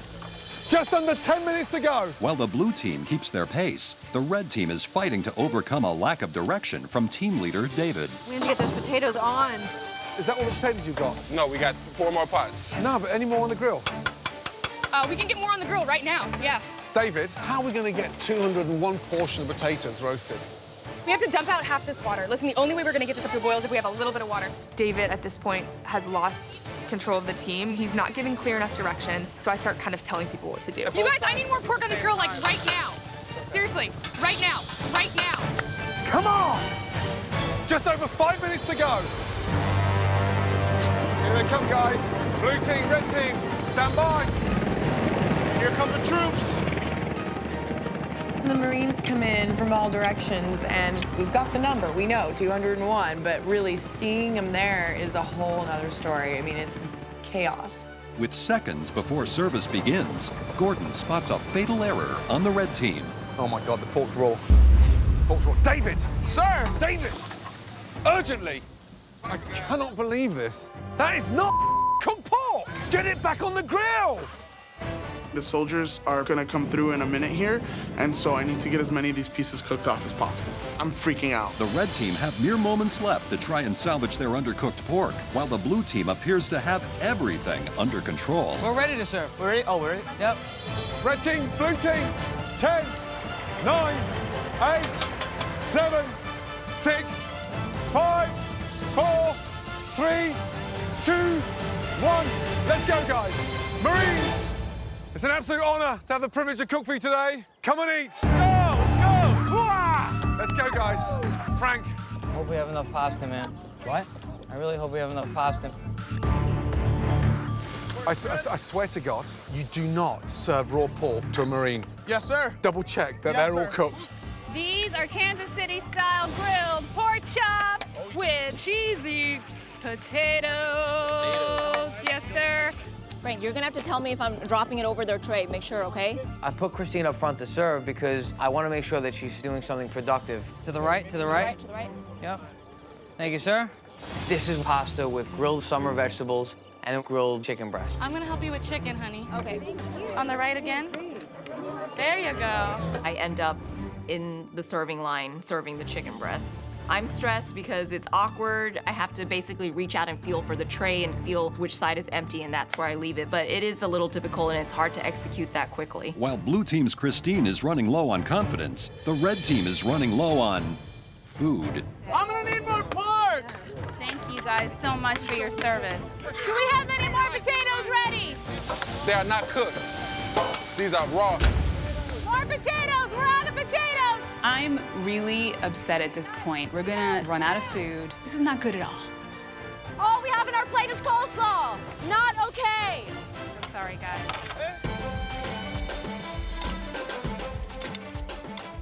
How we doing, guys? Which one do you like better? Yeah, I like the red. Red? How about you? Blue, sir. Okay. Blue side, love the chicken, love it, love it, love it. Only thing about the pasta is that I'm not really big on the vegetables. All right, so you're gonna be a critic after you get out of the Marines? You hungry? Yes, sir. All right, man. I'm giving 2 scoops of pasta to each one of the Marines. I'm looking at the line, I'm seeing there's a lot of people, but I got a lot of pasta. So I want to make sure these guys are, you know, they're full. But little by little, this pot of pasta starts dwindling down. More pasta. At this point, I'm getting real worried. Who likes the red team's pork on this table? I like the pork. I like it. You like the pork chop. Why, it's a little more hearty? What's wrong? Let me see that. That's raw. Uh-oh. I'm gonna take this back and I'm gonna get you another tray with a cooked pork chop because this is unacceptable, okay? All right. Joe, no, David. no. You got a raw. This is raw. You're gonna kill somebody. Oh, no. This is completely raw. No. We gotta fix this. I gotta get another one back. Hungry. Hey, guys, red team, come here. Red team, come here. Stop. That's what we're serving to the bloody Marines. I was so invested in serving these Marines 2-inch thick pork chops, and it's completely my fault that we're going down in flames right now. Get a grip and wake up. Both teams have been cooking frantically for over 2 hours, but with half the Marines left to serve and no meat ready, the red team needs to devise a way of fast-tracking their pork chops. Is this one cooked? If I go back there with another... No. Miles away. No.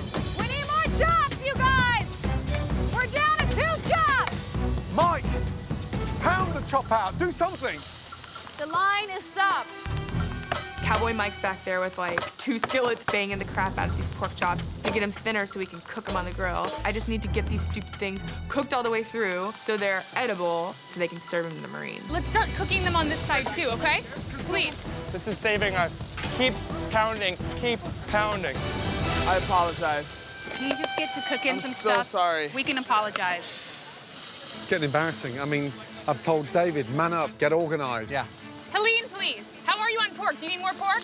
But look at Becky. Becky's now coordinating. Yeah, Becky's now running the red team. Right. So the girls have taken over the red team. Absolutely. So this is the story of unlikely heroes. You have Monty. More potatoes, please. You have Becky up front, who stepped up to the plate. She's got a system going. Yeah, she's like Who would have thought? taking over and protecting her station. Wow. More pasta. I'm just trying to keep them fed, man. I'm trying. We should have had all 4 burners going at the whole entire time and had it done. I'm not sure why it came together at the last second, but we're doing the best we can. If we can't get pasta out to these troops, then there's no starch. We're not completing the mission. That's not good. I see the line. Maybe there's 20, 25 people left. We redress the pasta, we get it ready to go, and I'm just hoping that I make it. You guys are doing awesome, man. Thank you guys for saving me. Everyone voting red at this table, hands up. Don't be shy. Come on, I see a half hand here. All right, and blue? Wow, even Steven, 4-4. We'll see how it ends. Thanks, guys. As both teams get back on track, the last of the 201 Marines get served. Hi, guys. Thank you guys so much for your service. You're amazing. Who's your money on? Oh, I think that red team's gonna win it. I think at the end of the day, it's based on the dish. I think the blue team has better flavors. I think it's a risk, their dish, but I'm going to count on these Marines, have a sophisticated palate. I'm going blue. Right now, for me, I'm undecided. It could go either way. I need pork chops, too, now! There's like 2 Marines left in line. I feel kind of ashamed that we didn't do a better job, but we finished strong. Hi, how are you today? Spicy grilled chicken for you. We're done, guys. Good job, brother. Thank you so much, Frank. We are all super excited. We're super proud of each other. I'm proud of my team. I've never worked with people that work so coherently before. At this point, I think it can go either way. I'm hoping that the meal was substantial enough, but they left the decision up to the Marines, so I don't really know what's gonna happen. As the hungry Marines finish their plates, the question remains, will Becky's barbecue sauce be enough to make up for the red team's sometimes raw pork chops? Or will the Marines favor the blue team's less hearty, but fully cooked chicken and pasta? Marines, it's been an absolute honor to have the privilege to cook for you today. I'd like to invite you all to stand up in one big line, please. Straight down. Thank you. If ever there was a time to flash a nip, ladies. Dude, shut up. Ryan is telling me to show them your nipples. That'll get us more votes. Have some respect, man. I'm just kidding. If you prefer the red team's menu, 2 giant steps this direction. If you prefer the blue team, 2 steps this direction. Let's go, Blue! Come on, like Let's go, red team! On the count of 3. 1, 2, 3. We don't know the count at this point, but I'm thinking we have this in the bag. As long as these troops like our food, we have this in the bag. Stay where you are. We're gonna have to take a count. Frank's a strong chef. He's a strong competitor. He's a good leader. It's gonna come down to the wire. There's a lot of people in that line. I'm super nervous about what's gonna happen. At this point, I don't know, it's a toss-up. I hear that the red team had a really beautiful looking plate, and the fact that they have pork chops and hearty fare like that with potatoes, I'm like, that's an all-American meal. Okay, Marines. The winning entree belongs to the red team. So the red team wins by just 16 votes. At the end of the day, it doesn't matter how you get the job done as long as the job gets done. Had a lot of chaos in the kitchen, but it's a good feeling. Everybody loves a winner. Blue team, you will face a very daunting pressure test where minimum one of you will be leaving the MasterChef competition. Frank's dish was a terrible idea. I mean, he was playing to his strengths, and that's Italian food, and that's not what the soldiers apparently like to eat. A lot of people on my team at this point feel upset. I personally felt responsible because we picked the wrong food. You're feeding American troops. Barbecue pork chops, potato, and coleslaw, it's hard to beat that. I'm feeling disappointed in myself, and to think that I have to go into a pressure test after what I already feel was a pressure test. I'm just really, really stressed out, and I'm feeling overwhelmed.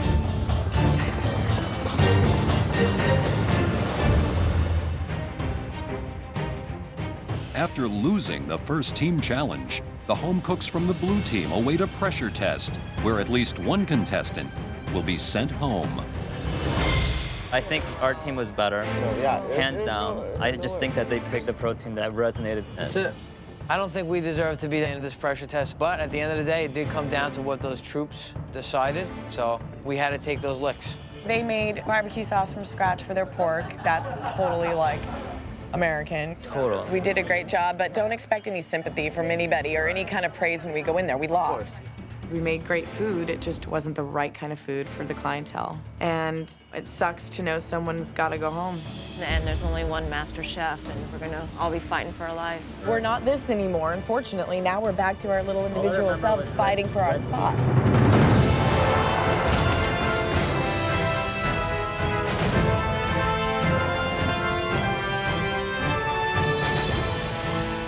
A pressure test is the death sentence. It is living hell. It is what Satan himself would fear.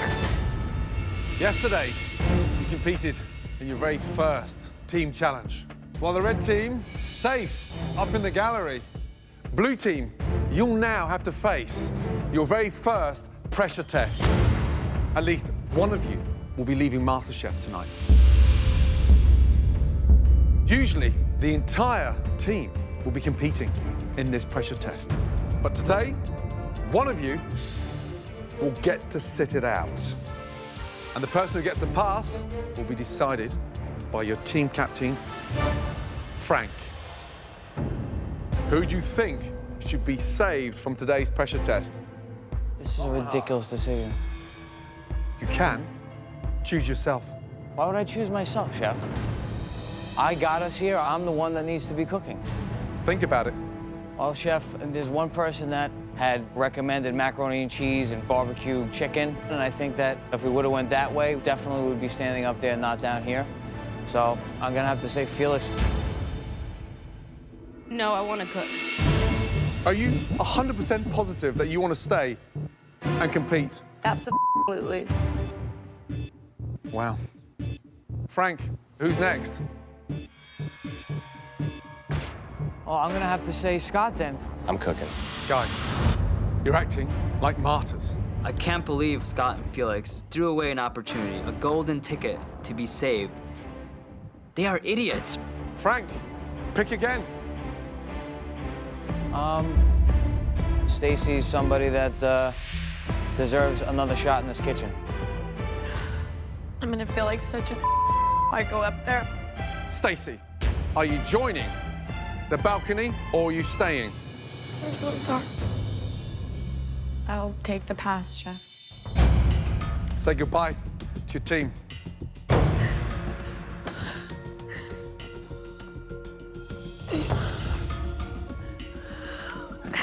All right, your pressure test today is about the most American of desserts. Delicious, humble apple pie.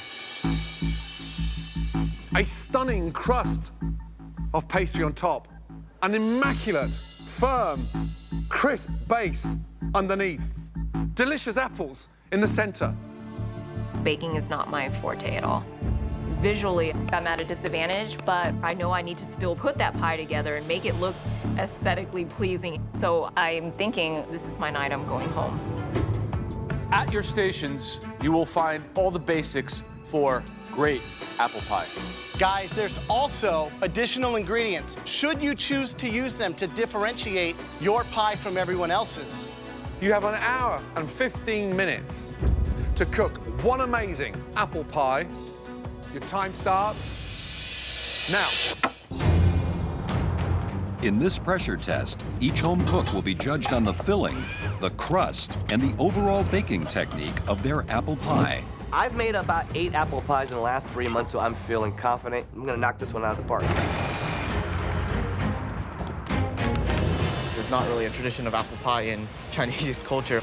I might be at a bit of a disadvantage, but at the same time, I know the chemistry behind it, and I feel like it's going to be a great pie.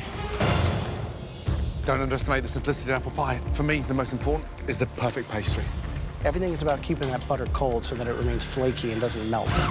The pastry has got to be made, put together, and then in the fridge to set. Right, and while it's in the fridge cooling, you're cooking your apples. Have to understand your apples. How much sugar, how much acidity. It's all about chemistry. There's a lot of technique we're asking for here. Right, Frank, tough start to a pressure test. It's very Not tough. easy. Never made a apple pie before. The filling with the apples, what are you going to flavor them with? I got a little nutmeg, a little bit of cinnamon. I just want to keep it simple in the filling. Do you wish now you'd taken that pass and gone upstairs? No, I couldn't just pick myself. I want to win this competition with some integrity. Good luck. Cindy, did I cut myself? Am I bleeding? Medic. Michael, how we doing? Are you incorporating cheese into your crust? I'm sprinkling it on top to kind of help hold the top crust together and give it a little bit of saltiness. I know that apples and cheddar is a pretty classic combination. Hi, Christine. Keep working. Hi, Joe. In a baking dish, are you at a disadvantage when food goes in the oven? Yes, definitely. I'm gonna have to rely on Cindy to tell me the color of the crust and then just try to time it. So I'm definitely nervous about that. Who's going home? I honestly think it's probably gonna be me. Based on what we've seen so early on in this pressure test, Michael is a weak candidate. Right here, right? I don't know about Christine. Ready? With food in the oven, she's at a major disadvantage. But the thing is, she does know how to cook and she knows how to season. So if those apples are delicious, then that's half the battle. Okay, guys, we are just under 40 minutes to go. Oh, God. Everyone's pie should probably be hitting the oven around now. Scotty, Hey, how we Graham. doing? I'm actually a little nervous, Graham, to Yeah? be truth. I'm really worried about my dough, and I don't know how to recover it. I am clumping like crazy. Right now, all I can do is try to recover my ass off and try to keep going forward. It's not chilled. The butter's warm. Keep trying to salvage it, and I realize it's done. It's gone. The only thing I can do is scrap this over, try to make another little batch, try again. Michael Chen has just put a coating of cheese on his apple pie. He's literally putting on top so it looks like a taco. He may as well have baked his apron into the pie. Unbelievable. Just over 30 minutes to go. Everybody's pie should be in the oven. We're gonna be eating some raw pie, my friends. Oh, it broke? There's no way. I just don't have any more flour. Felix, do you have extra flour? Here you go. Thank you. This is a disaster. Get your apple pies in the oven. In this pressure test, 7 of the home cooks from the losing team are baking apple pies to keep themselves in the competition. We're gonna be eating some raw pie, my friends. Cindy, you know what time point my pie went in? I just need to get that crust golden. The hard thing about baking with my vision loss is I can't really taste it midway through like I can with cooking other things. What is the color of the crust? Right now, it's like a game of luck, and that's really scary. Get that in the oven. Get it in there, Scotty. Get it in there. Next time, when you get a pass, if you're here long enough, do me a favor. Yes, chef. Take it. Yes, chef. Last 3 minutes. Make this count. And making sure the bottom doesn't burn. Come on, pie. Please start cooking faster. This could be the most important 60 seconds of your MasterChef existence. My crust would not form. So what I ended up doing is just breaking the thinnest pieces I could off and sort of making a shaved crust effect. 10, 9, 8, 7, 6, 5, 4, 3, 2, 1, and stop. It's a great job, you guys.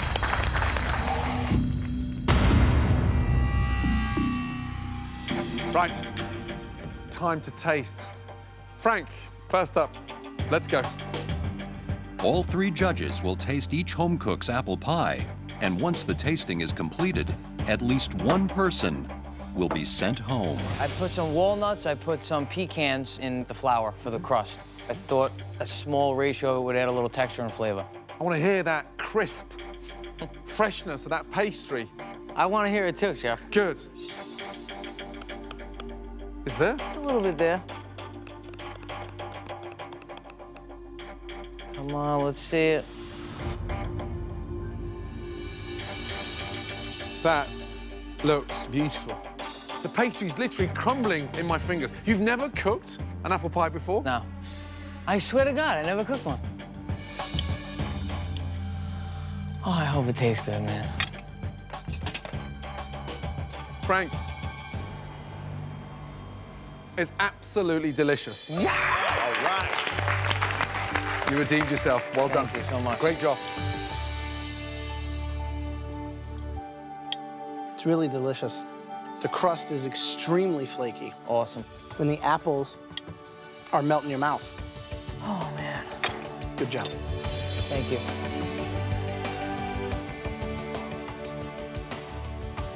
It's got a lot of finesse. Cool. You might have baked your way into the next phase of this competition, my friend. Good job.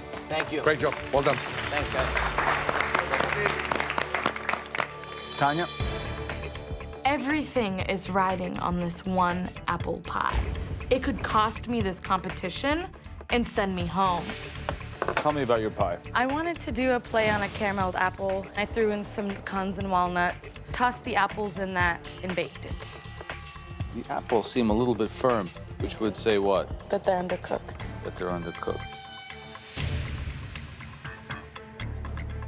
It's a pasty white crust with undercooked, over-seasoned apples, an abundance of nuts that really don't have a place in there, as far as I'm concerned. Just really not very good. Sorry. What's the seasoning on the apples? Cinnamon, cayenne, nutmeg. It's just a soggy mess. I'm sorry to tell you this, but this is your worst dish you've ever cooked in this competition so far. It's like my worst nightmare is coming true. And I don't want to be done here. No part of me wants to be done here. All right, tally, let's go. I put in brown sugar, a little simple syrup, some calvados, cinnamon, nutmeg, and some cardamom.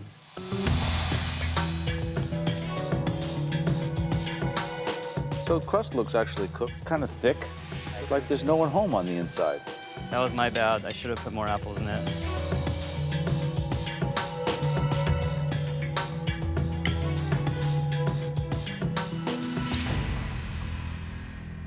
All right, please come forward, Felix. How are you? I'm good. I did a caramel and I did a candy ginger as well. I'm pleased with how it looks, but I'm not sure how the inside's gonna be. Visually, it looks like you ran and grabbed it out of a professional kitchen and brought it back, but the proof is in the pie.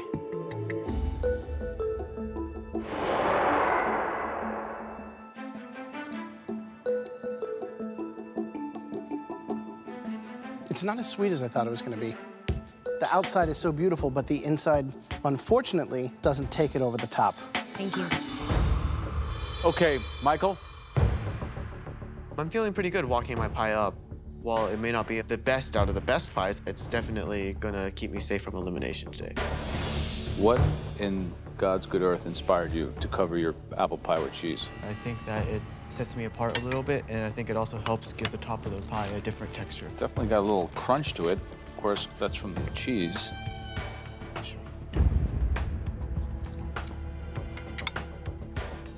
It's watery.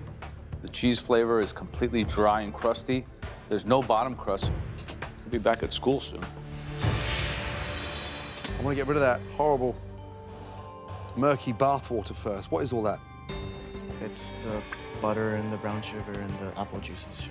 It's like someone's the bed. It's raw. It's a mess. It's not an apple pie.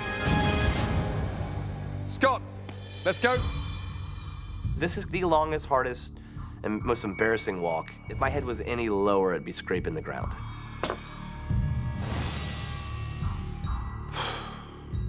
I don't even know where to start. What in the is that? A disaster. A crust gone wrong twice, and an attempt at a recovery. Tell me that I've got something in there that actually tastes like the inside of an apple pie. I believe you do.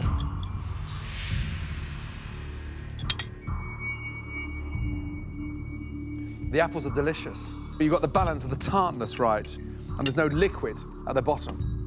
but you've screwed the pastry. Yes, chef.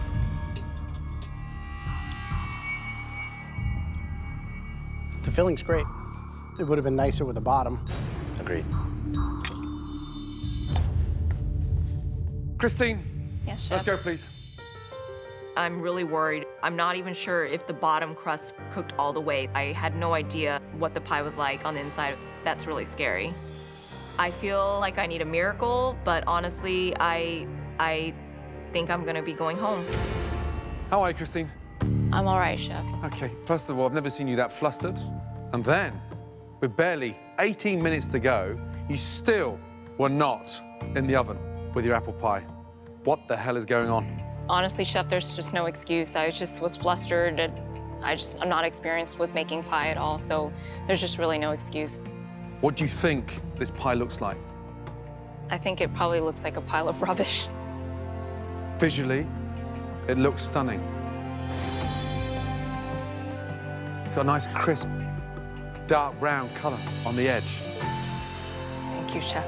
The sugar has almost glazed the pastry, and it looks as delicious as Frank's. So stop doubting yourself. Be bold. Yes, chef. Okay? The pie underneath, the pastry looks cooked. Can you hear that on top? Yes, chef. What does that sound like to you? It sounds good and crusty. Good and crusty. So, stop feeling upset with yourself. Okay? You've got to start believing yourself more. Okay? Come on. Come on. Right. Hear that? Yes, chef. There's not a soggy patch on there. That's all the way around. Okay? Can you hear that? On the balcony you can hear that, right? Yes, yes, chef.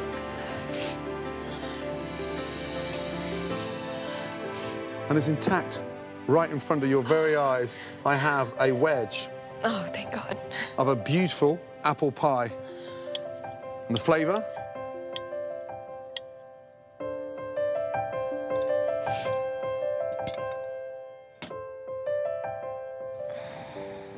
The flavor's amazing. Okay?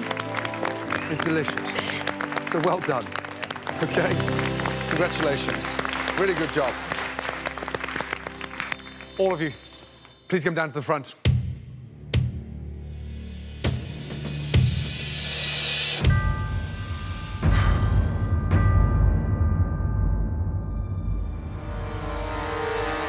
That was a very tough pressure test.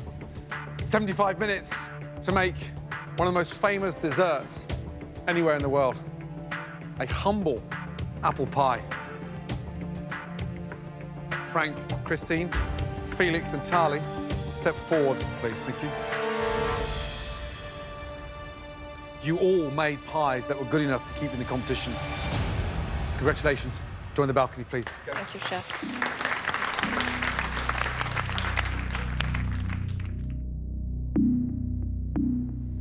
Michael. Yes, chef.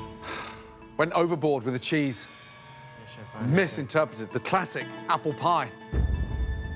Tanya, big disaster. Your apple pie was like the shock factor for all of us. Scott, I didn't think an apple pie would beat you. I didn't honestly think something as simple and as delicious as that would get the better of you. Tanya, step forward, please. I don't want to go home. Tanya. You made it to the last 15 upstairs. Congratulations.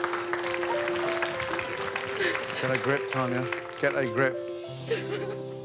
Michael, Scott, only one of you is staying in this competition tonight.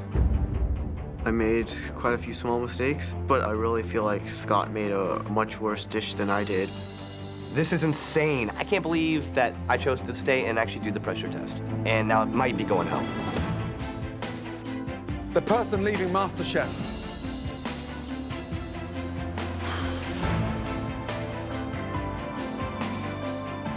We're sorry to say, Michael. Come up here, young man. 19 years of age, you have a great future in food. Well done. Come on. You should be really proud. Well done, buddy. Please take your apron off, place it over your station, and keep that head up high. I came here because I wanted to prove that I have what it takes to be a great chef. You know, I just didn't expect to be going home so early. I'm proud of the things that I was able to do all the way up until this challenge. Congratulations on one of the most confident yeses ever in this competition. Really? Well done. It's been a great ride and a great experience, and I'm very thankful for that, and I wouldn't trade that for anything. Scott, you've been down here twice now, yeah? Trust me, the third time here will not be lucky for you. Back upstairs. Chef, I have another chance, and I just know I have absolutely zero margin for error going forward. Tomorrow night on MasterChef, Oh my God. the home cooks face the most shocking mystery box yet, with a surprise that has everyone reeling. I'm gonna go home with the check, the cookbook, and the title. And emotions explode when one contestant gets pushed too far. Ryan has a problem with me. You know what? Him, dude. Haters are my motivators. Will our home cooks be able to handle the heat? Have you any idea what's coming next? And another MasterChef dream will come to a bitter end. One potato, two potato.